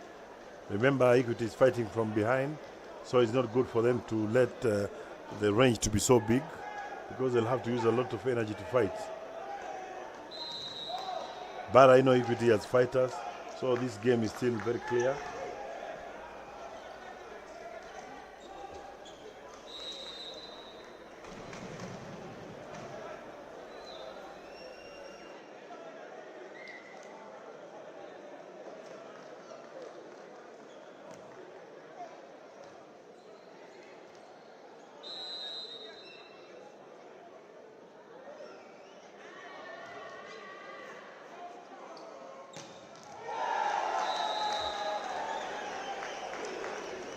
Yeah, as we continue watching this match, reports reaching us from Nyayo Stadium. The ladies quarterfinals matches are over, with the 4 top teams already determined as Prisons, KPC, KCB, and DCI. They have all qualified for the semi-finals, and the pairings are as follows. KCB will play against Kenya Pipeline in the semi-finals, while DCI will play against Kenya Prisons. All the teams have won their matches easily 3-0 today, so we expect a very tough semi-final encounter in the ladies category. So what remains is now is know which is the last team that is going to make the cut in the men's category after this match between KDF and Equity Bank.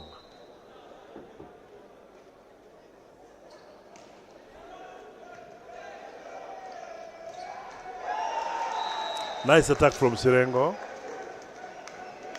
Equity have to fight back because now they are 3 points behind. It's making Coach Aliwa smile a bit. It's like he has already set one foot into the semi-final. But remember, this is volleyball. Things can change any minute. I'm happy to see Aliwa is very calm because it's not his practice to be calm.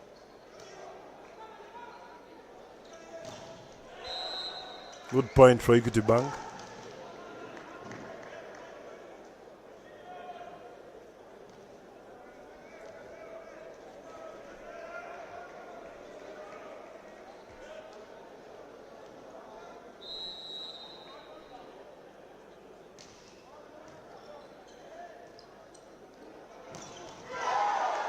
Nice attack by Morabu there. The block combination was not good. There was a lot of space in between the blockers, giving Morabu the chance to hit the ball the way he wants. Very big space between the 2 blockers, Derek and Mugo.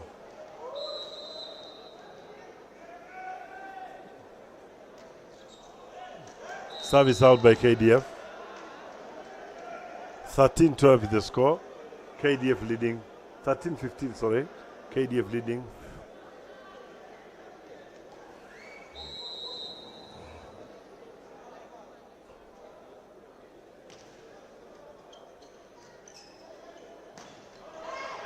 Spike out by Morabu.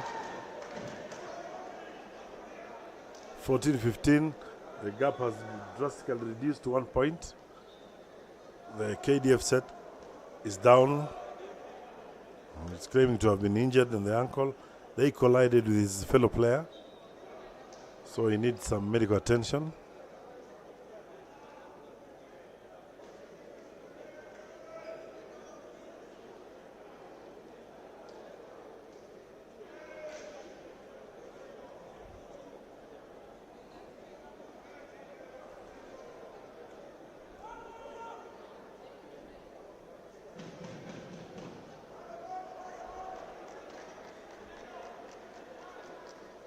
I'd want to understand what this is magic, that when a player is injured, the physio comes in, touches where the player has been injured, and all of a sudden you get well.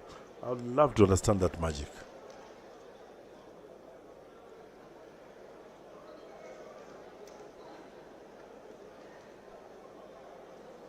(15-14), KDF leads, Equity serving.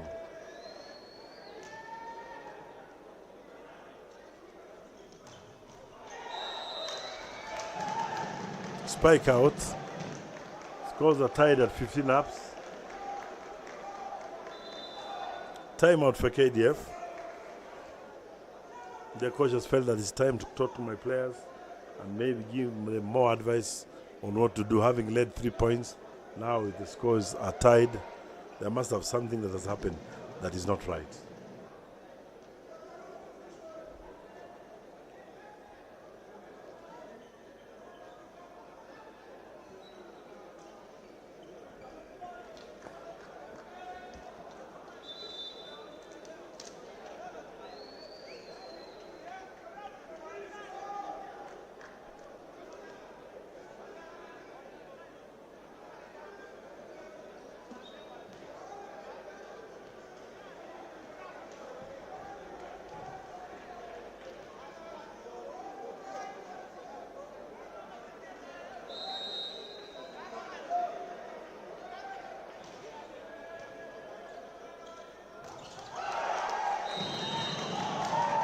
What a block. What a block there.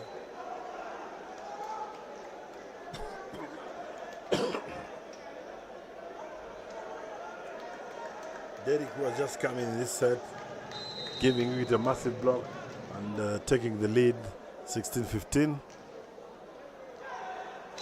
And then they waste the service again to make it 16 up. This is what I'm crying for. We have to move to the next level, whereby we don't make enforced errors.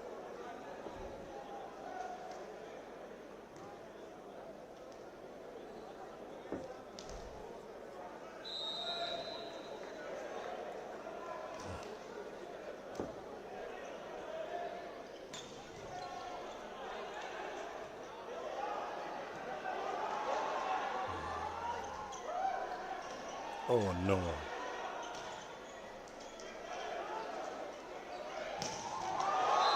Nice attack from Gregory.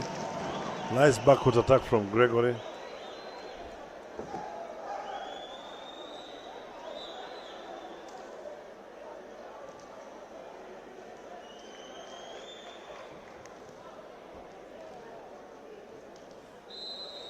Service for Equity Bank leading 17-16.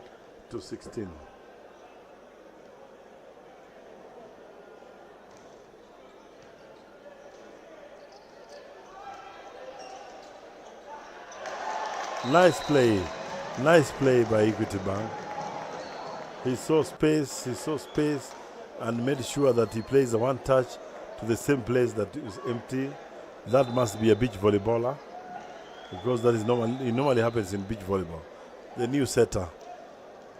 That is being very tactful. 18-16. Are we going for the fifth set? Looks like.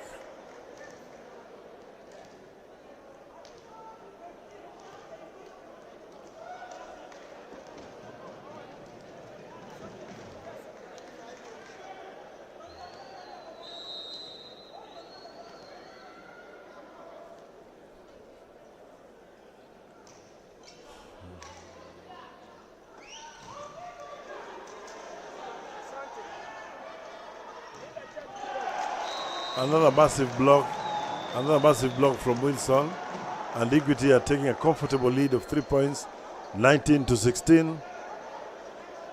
Is the coach going to call for a timeout? No, he says no.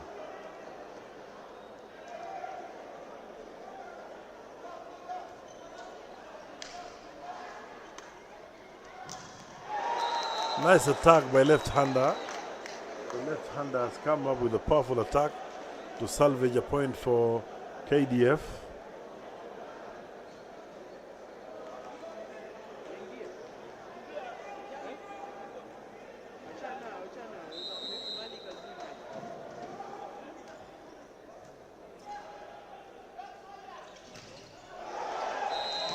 Good attack again from Equity Bank. It was touched by a defender in the KDF defense. The score difference remains at 3 points, 20-17. Equity are fighting to get this set so that they go for the seat and they will have some livelihood and likelihood of surviving in this championship. Good attack by Wechuli there. A quick.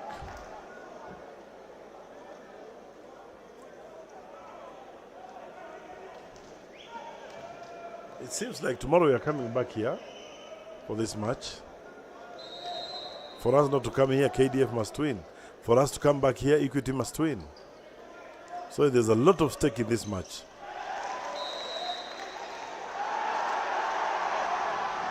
The referee has given the ball as out. Everyone is complaining, the coaches, the players. The referee is calling the line judge. This proves to you that the fans are following each and everything that's happening on the court, because the shouting sends a message. Remember, the referee is a human being and can make errors.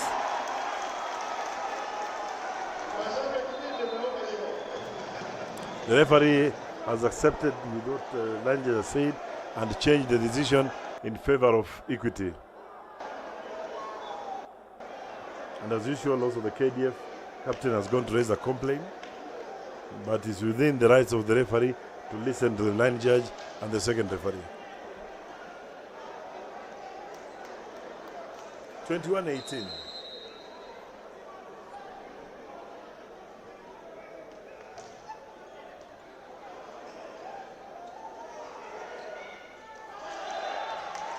Out of the antenna. KDF now making mistake after mistake. They are now down 4 points. 22-18. They call for a timeout. Coach Ali is asking for a timeout. Seems as if we are going for the fifth and final set. Timeout for Kenya Defense Forces. 18 Equity Bank. 22 seti ni ya 4 hii. Wana KDF kwa 2, Equity Bank wana 1. Raundi ya pili ya suluhu kwa mechi hii. Which is going to determine What has KDF got to do to win this set from here? First, they have to concentrate because the last 3 points is through their own mistakes, which means the focus has gone away.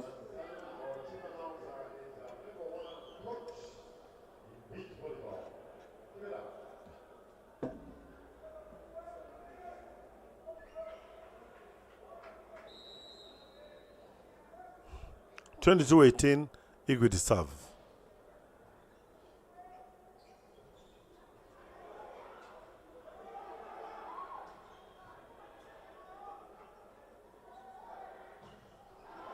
Nice block again. Nice block from Wilson of Equity. 23-18.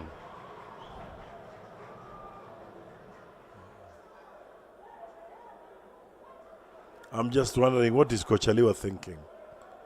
At this point in time, they were leading for a very long time, but now they are misleading. What is he thinking in his mind while his other coach is up?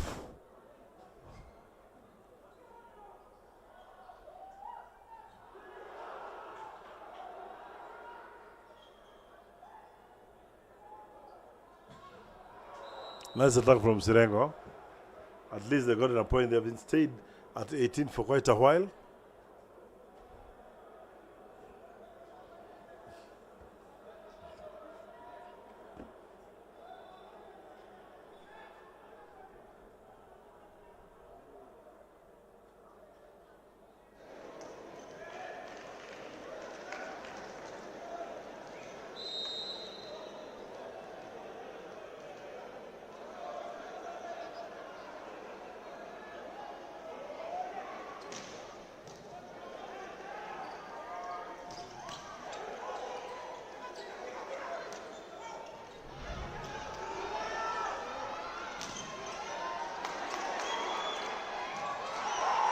Another point for KDF by Sirengo.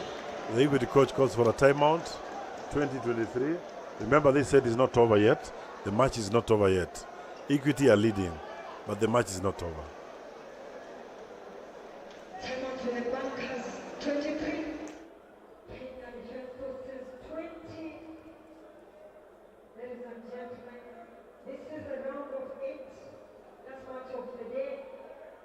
Kenya Volleyball Federation men's category.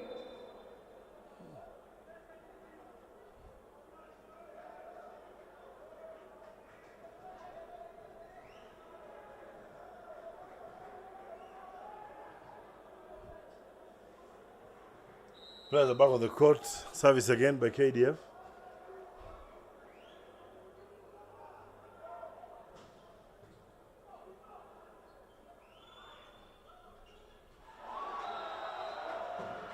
Nice tip over by Equity Bank to set points. Set point by Equity 24-20. Seems we are going for the fifth set. The decider. Life and death for Equity Bank. But the set is not over yet.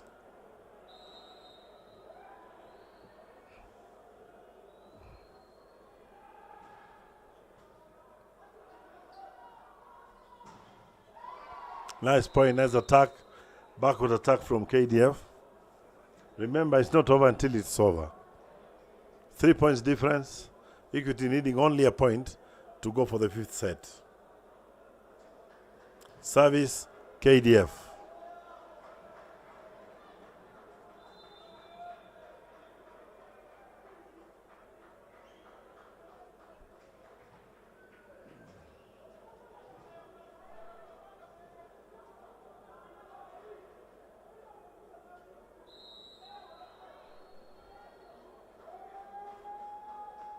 Good service by Kibungei.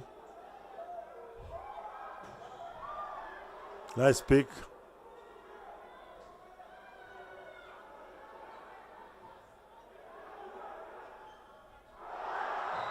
Good tactical play by Equity Bank. And they have salvaged this set. Has now set 2 sets to 2. And we are going for the fifth set as I had anticipated. This is the lifeline for Equity Bank. They are going to take a 3-minute break before we come back.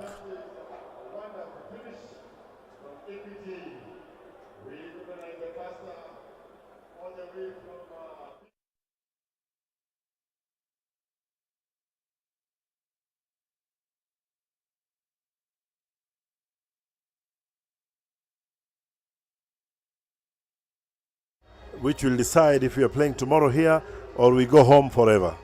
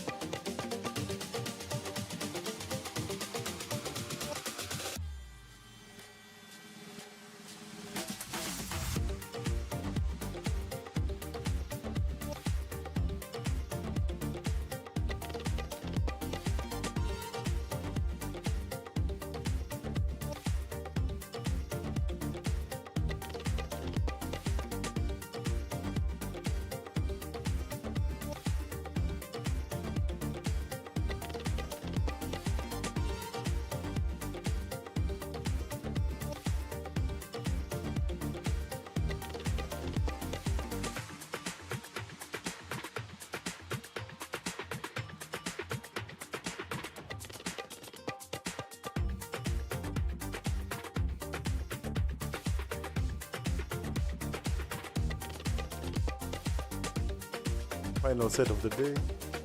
Sets aside a 2-2. Dead decider. A lifeline for both teams. Lifeline for KDF to qualify direct for the semi-final, and for Equity to ask for another match tomorrow. So we expect it to be tough and entertaining. Remember, it's only 15 points.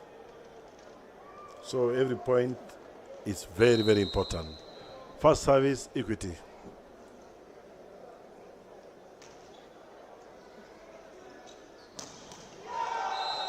Good first point for KDF. With Chuli, a very good attack, quick attack from the middle. Are Equity going to do the same? Most probably.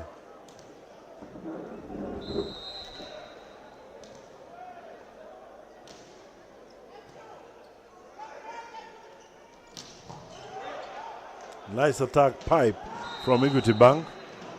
Nice pipe attack from Equity Bank. 1-1 is the score.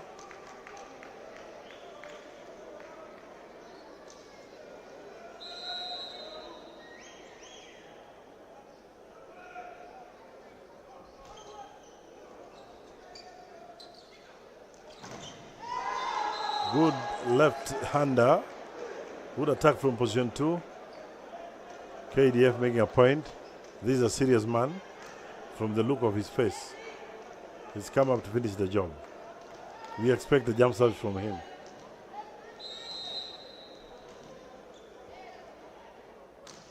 Floater instead. What a hit from Gregory. The ball is in, picked again for a chance ball. Repeat attack, a point by Gregory. A good confirmation by Gregory. He hit the first hit and was picked. The second one was unstoppable.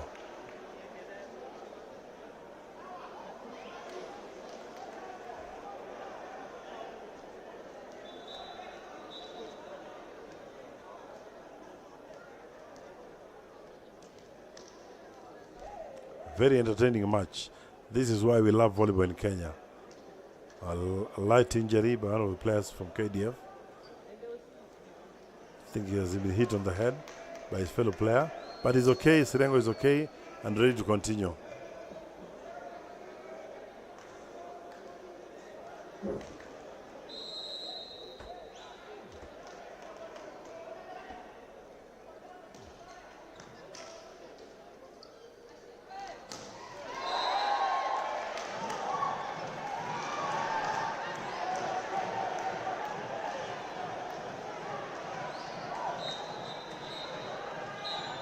The ball has been deemed to be out by the referee. So the point goes to Equity Bank. The coach for KDF is now becoming the coach for KDF. The coach is calling the second referee.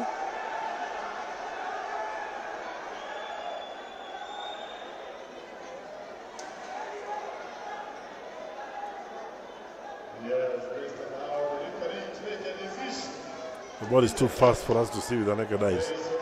The referee is also inquiring from the line judge. And the ball has been judged to be in. That was a challenge, a local challenge. The ball has been deemed to be in. The line judge has given the referee the benefit of doubt. And the ball was too fast. The Equity captain is also raising a complaint. Why the change of heart?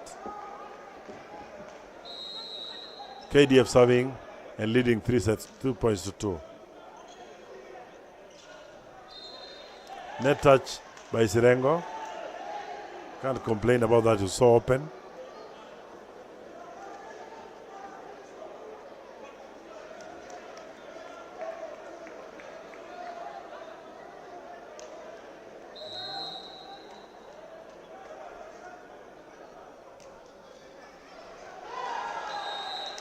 Serve is out by Gregory.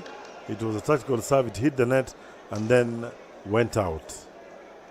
He had tried to put a short serve. 4-3 KDF.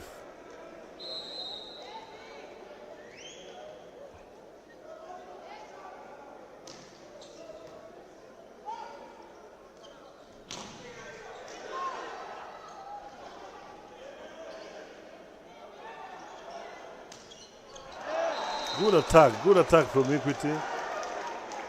KDF assumed and they found there was no need of putting a block. The attacker took the advantage and hit the ball straight onto the court.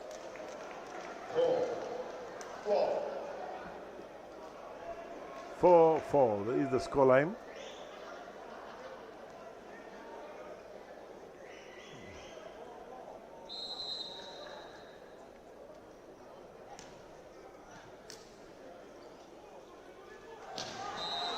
Stepped on the line. Back player stepped on the line. It was a good hit, but then the fault was committed by stepping on the line. Correct. The referee is 100% correct.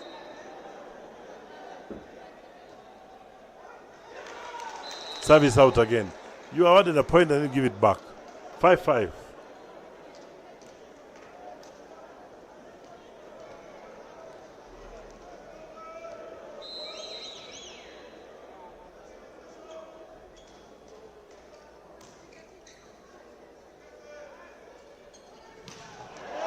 Nice attack by Gregory.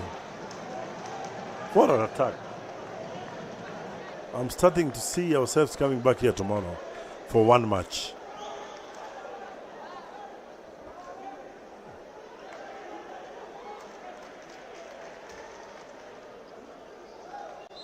But anyway, it's a game of volleyball. Anything can change in a minute. The scores are still tied 6-5. Very close to call.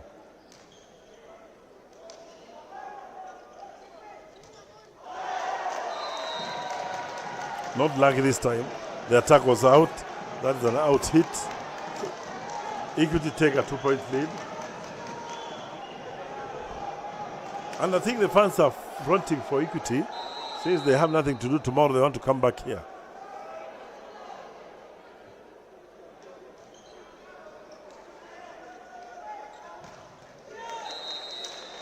Confirmation attack. Attack in.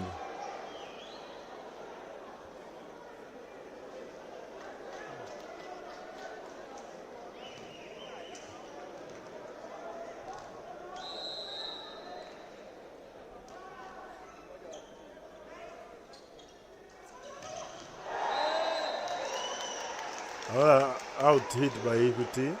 Now again 7-7.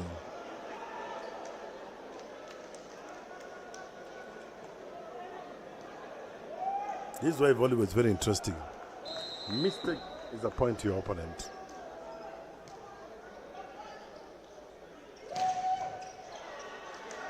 A good hit by Gregory. 8-7. They have to change sides now. We are halfway through the set. Equity is leading.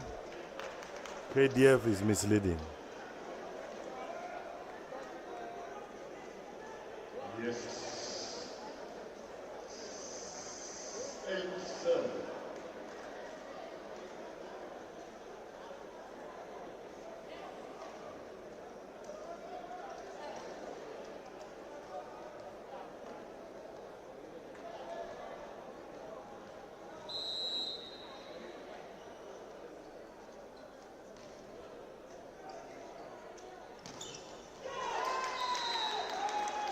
Nice quick from Washuli.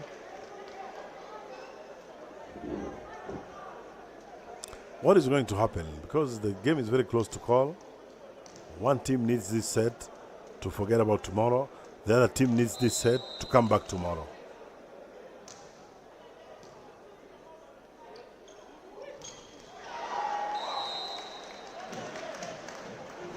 Equity are having an easy time doing their kills. I think they're killing more balls than KDF for now. But anything can happen because the scores are still tied. Equity service.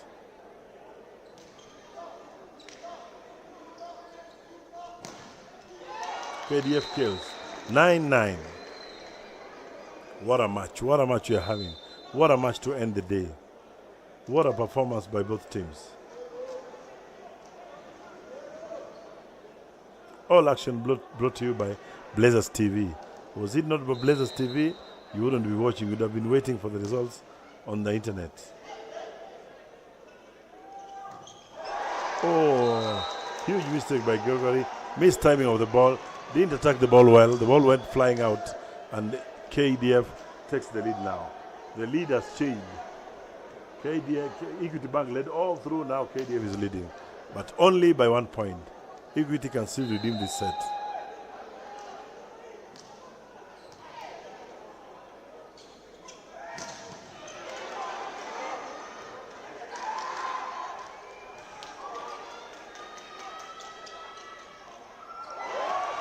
Point for Equity, as I told you. 1 again, 10 against 10.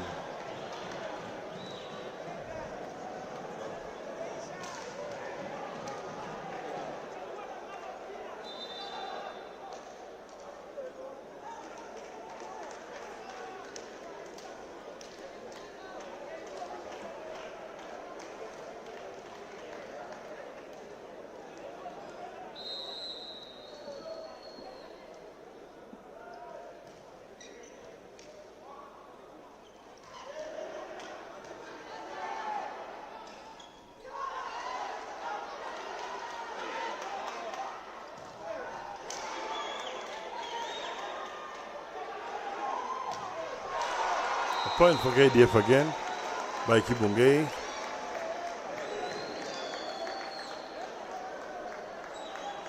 Some player wanted to come in by force, has to be returned by the coach Alewa, told to go back to the bench.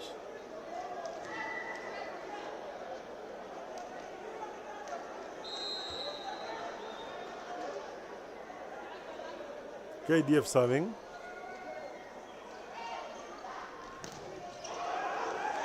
Knockout by KDF. 11-11. What a match you are having to end the day. The question is, are we coming back here tomorrow? Equity doing 2 substitutions. Nimrod for Mugo. And the setter for Gregory. Fronting a 3-man attack at the front.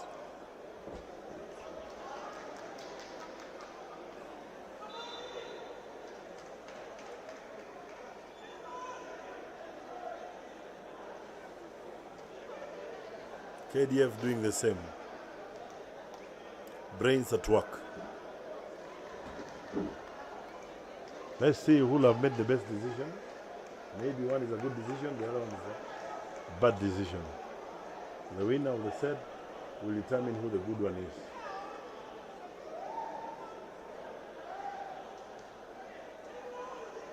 Service for Equity.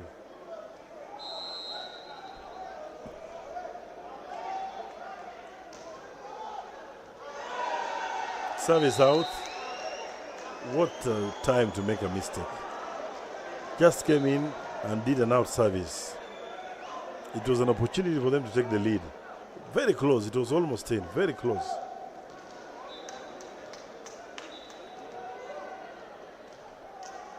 (12-11) for KDF.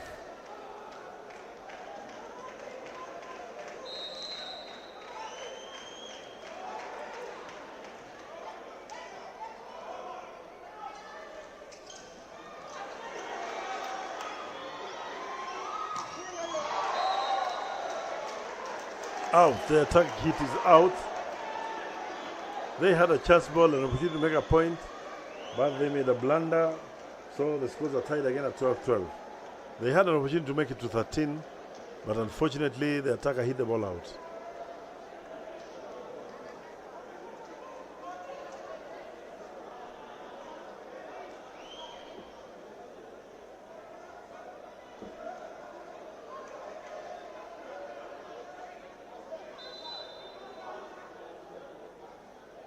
Substitution for Equity Bank.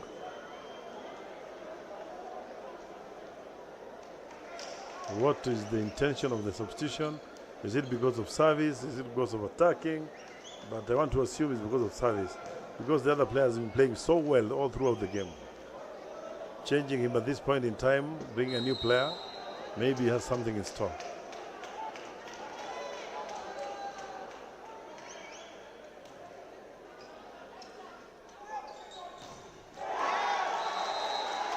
Good block by Equity. Equity take a lead again with a massive block. Nimrod and Derek Massive block.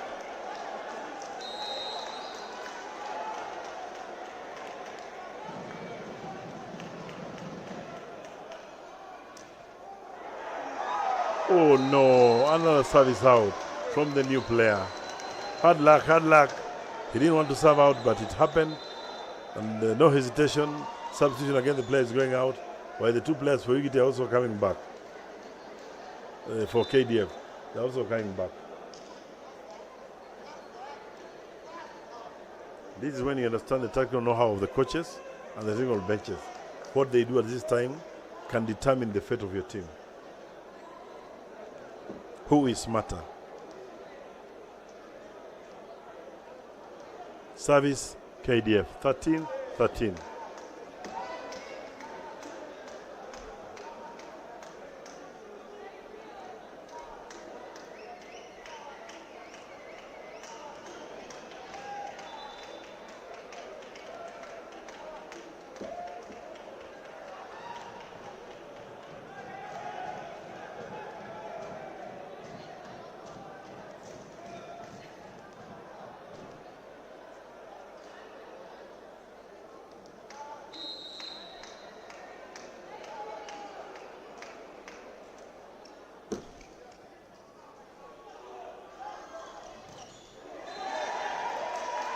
Net touch by KDF.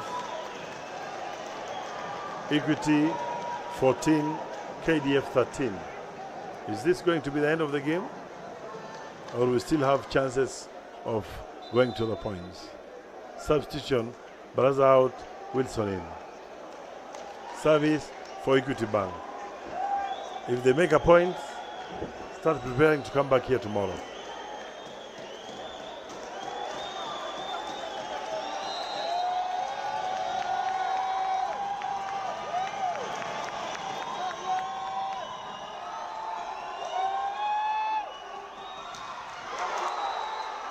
Nice attack from KDF. It was a good block from Nimrod of Equity, but it wasn't to be. 14-14.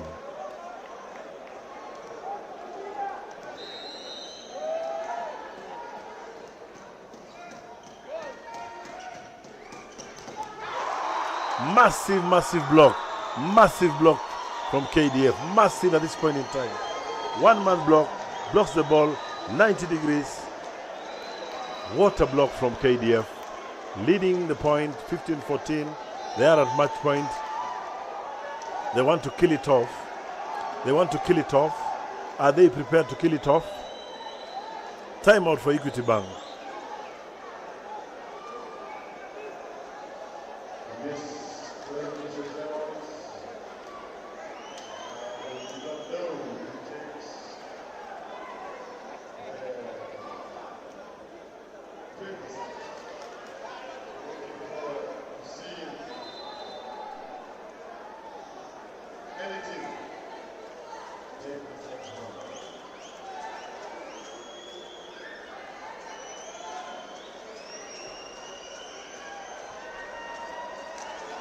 KDF serving.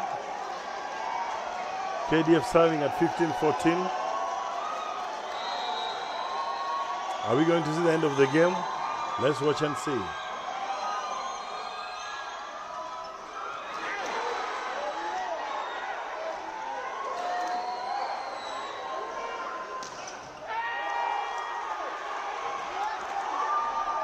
Nice play by Nimrod.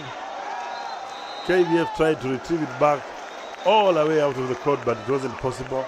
But good fight anyway. Let's keep the ball flying. 15-15. Who is going to make the difference? What a match to end the day. 5 sets of action.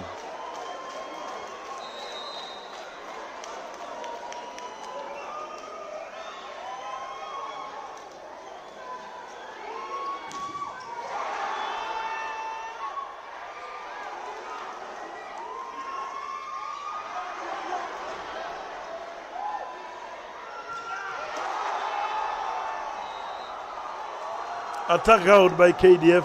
Equity takes the lead again. It was a nice attack by the outside hitter. the opposite hitter, but unfortunately the ball was hit out.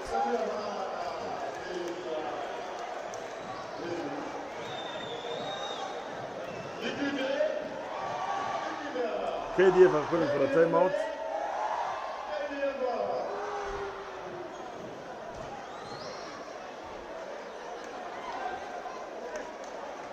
If you ask me, do I want to come here tomorrow again?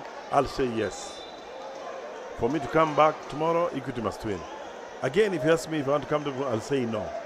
Because I need to take a break also. All in all, let whatever happens, happen.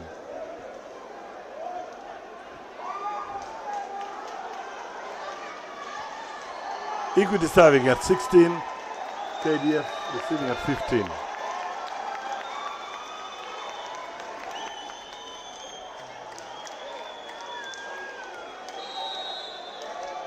Nimrod taking the serve.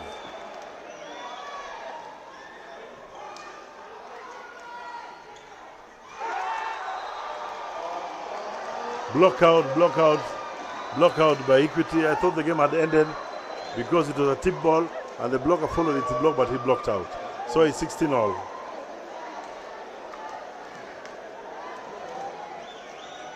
I want to believe that all the coaches are tensed and always think of what to do next. KDF serving.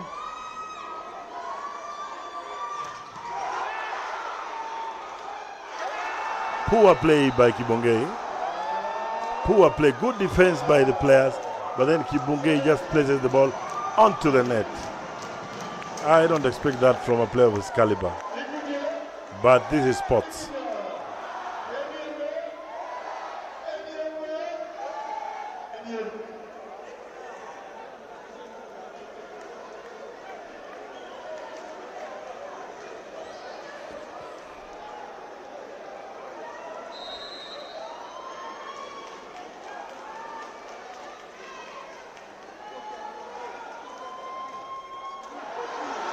Oh no.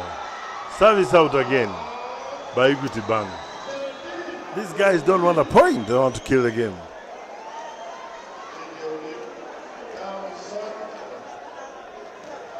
(17-17).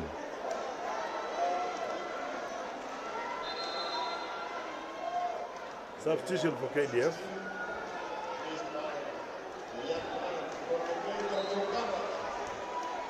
Kibongei out. The former captain of Hukum Boys.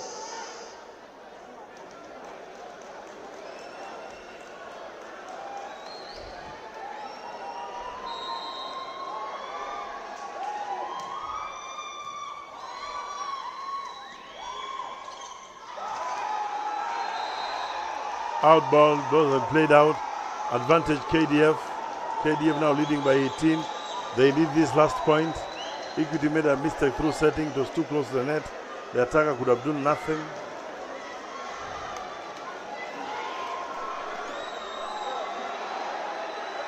Fans here up on their seats, waiting for this last moment, which is yet to come.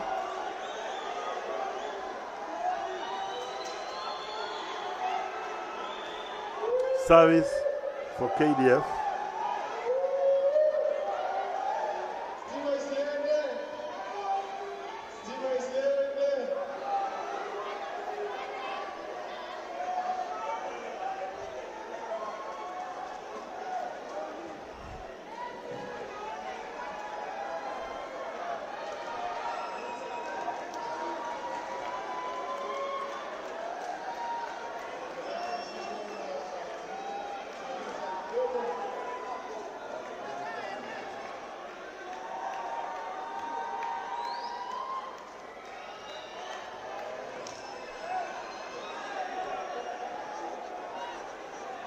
I don't know what is going on in the court.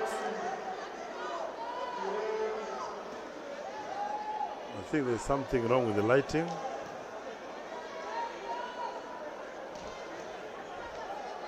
But I think it's clear enough they can play.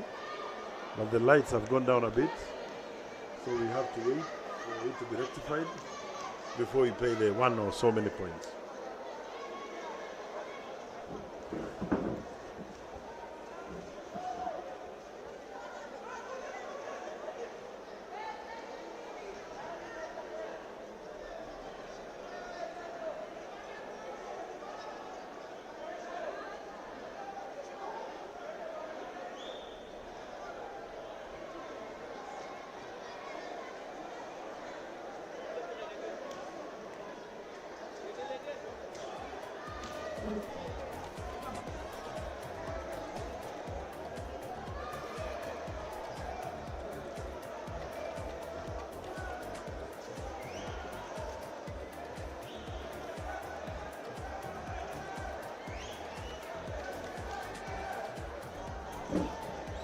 Yes, unfortunately we have a problem with the lighting. Some lights have decided to go off, so the players cannot see the balls well, so we have to wait. So the teams have been called out of the court to wait for the lighting to come back if we have to continue.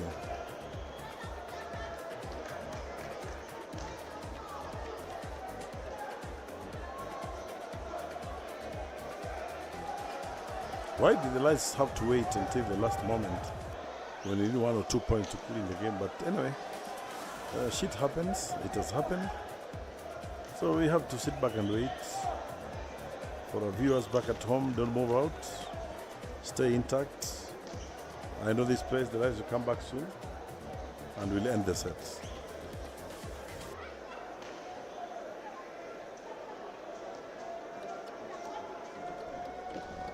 Enjoy the scenes of the court as we wait for the set to resume.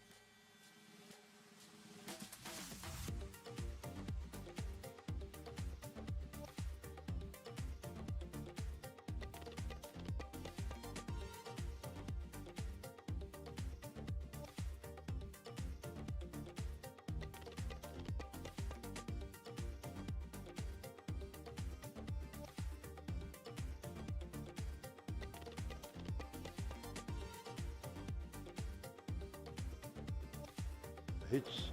It was a temporary power outage that killed power on the middle of the court. But the power has been restored and resumed back in the match at the fifth set, with KDF leading 18 to 17 points.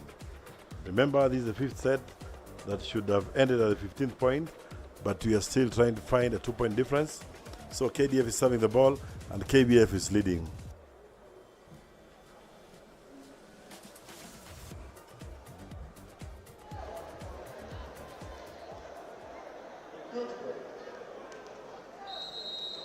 Service KDF. Resumption of the game.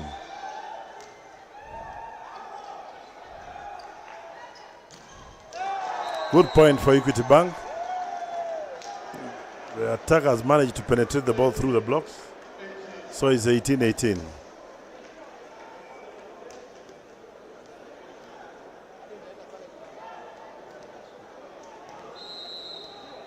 Wilson serving for Equity.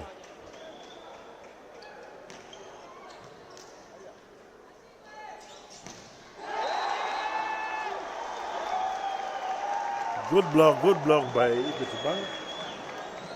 They now take again the lead at 19-18. The leadership of this set has been changing each and every time.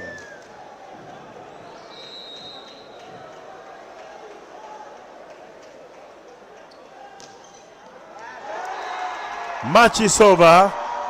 A service from Equity Bank, and Equity has killed the game 2018.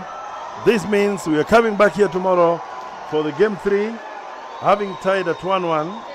So Equity has made it into the third match, the only match in the quarterfinals that has gone full strength, 3 days.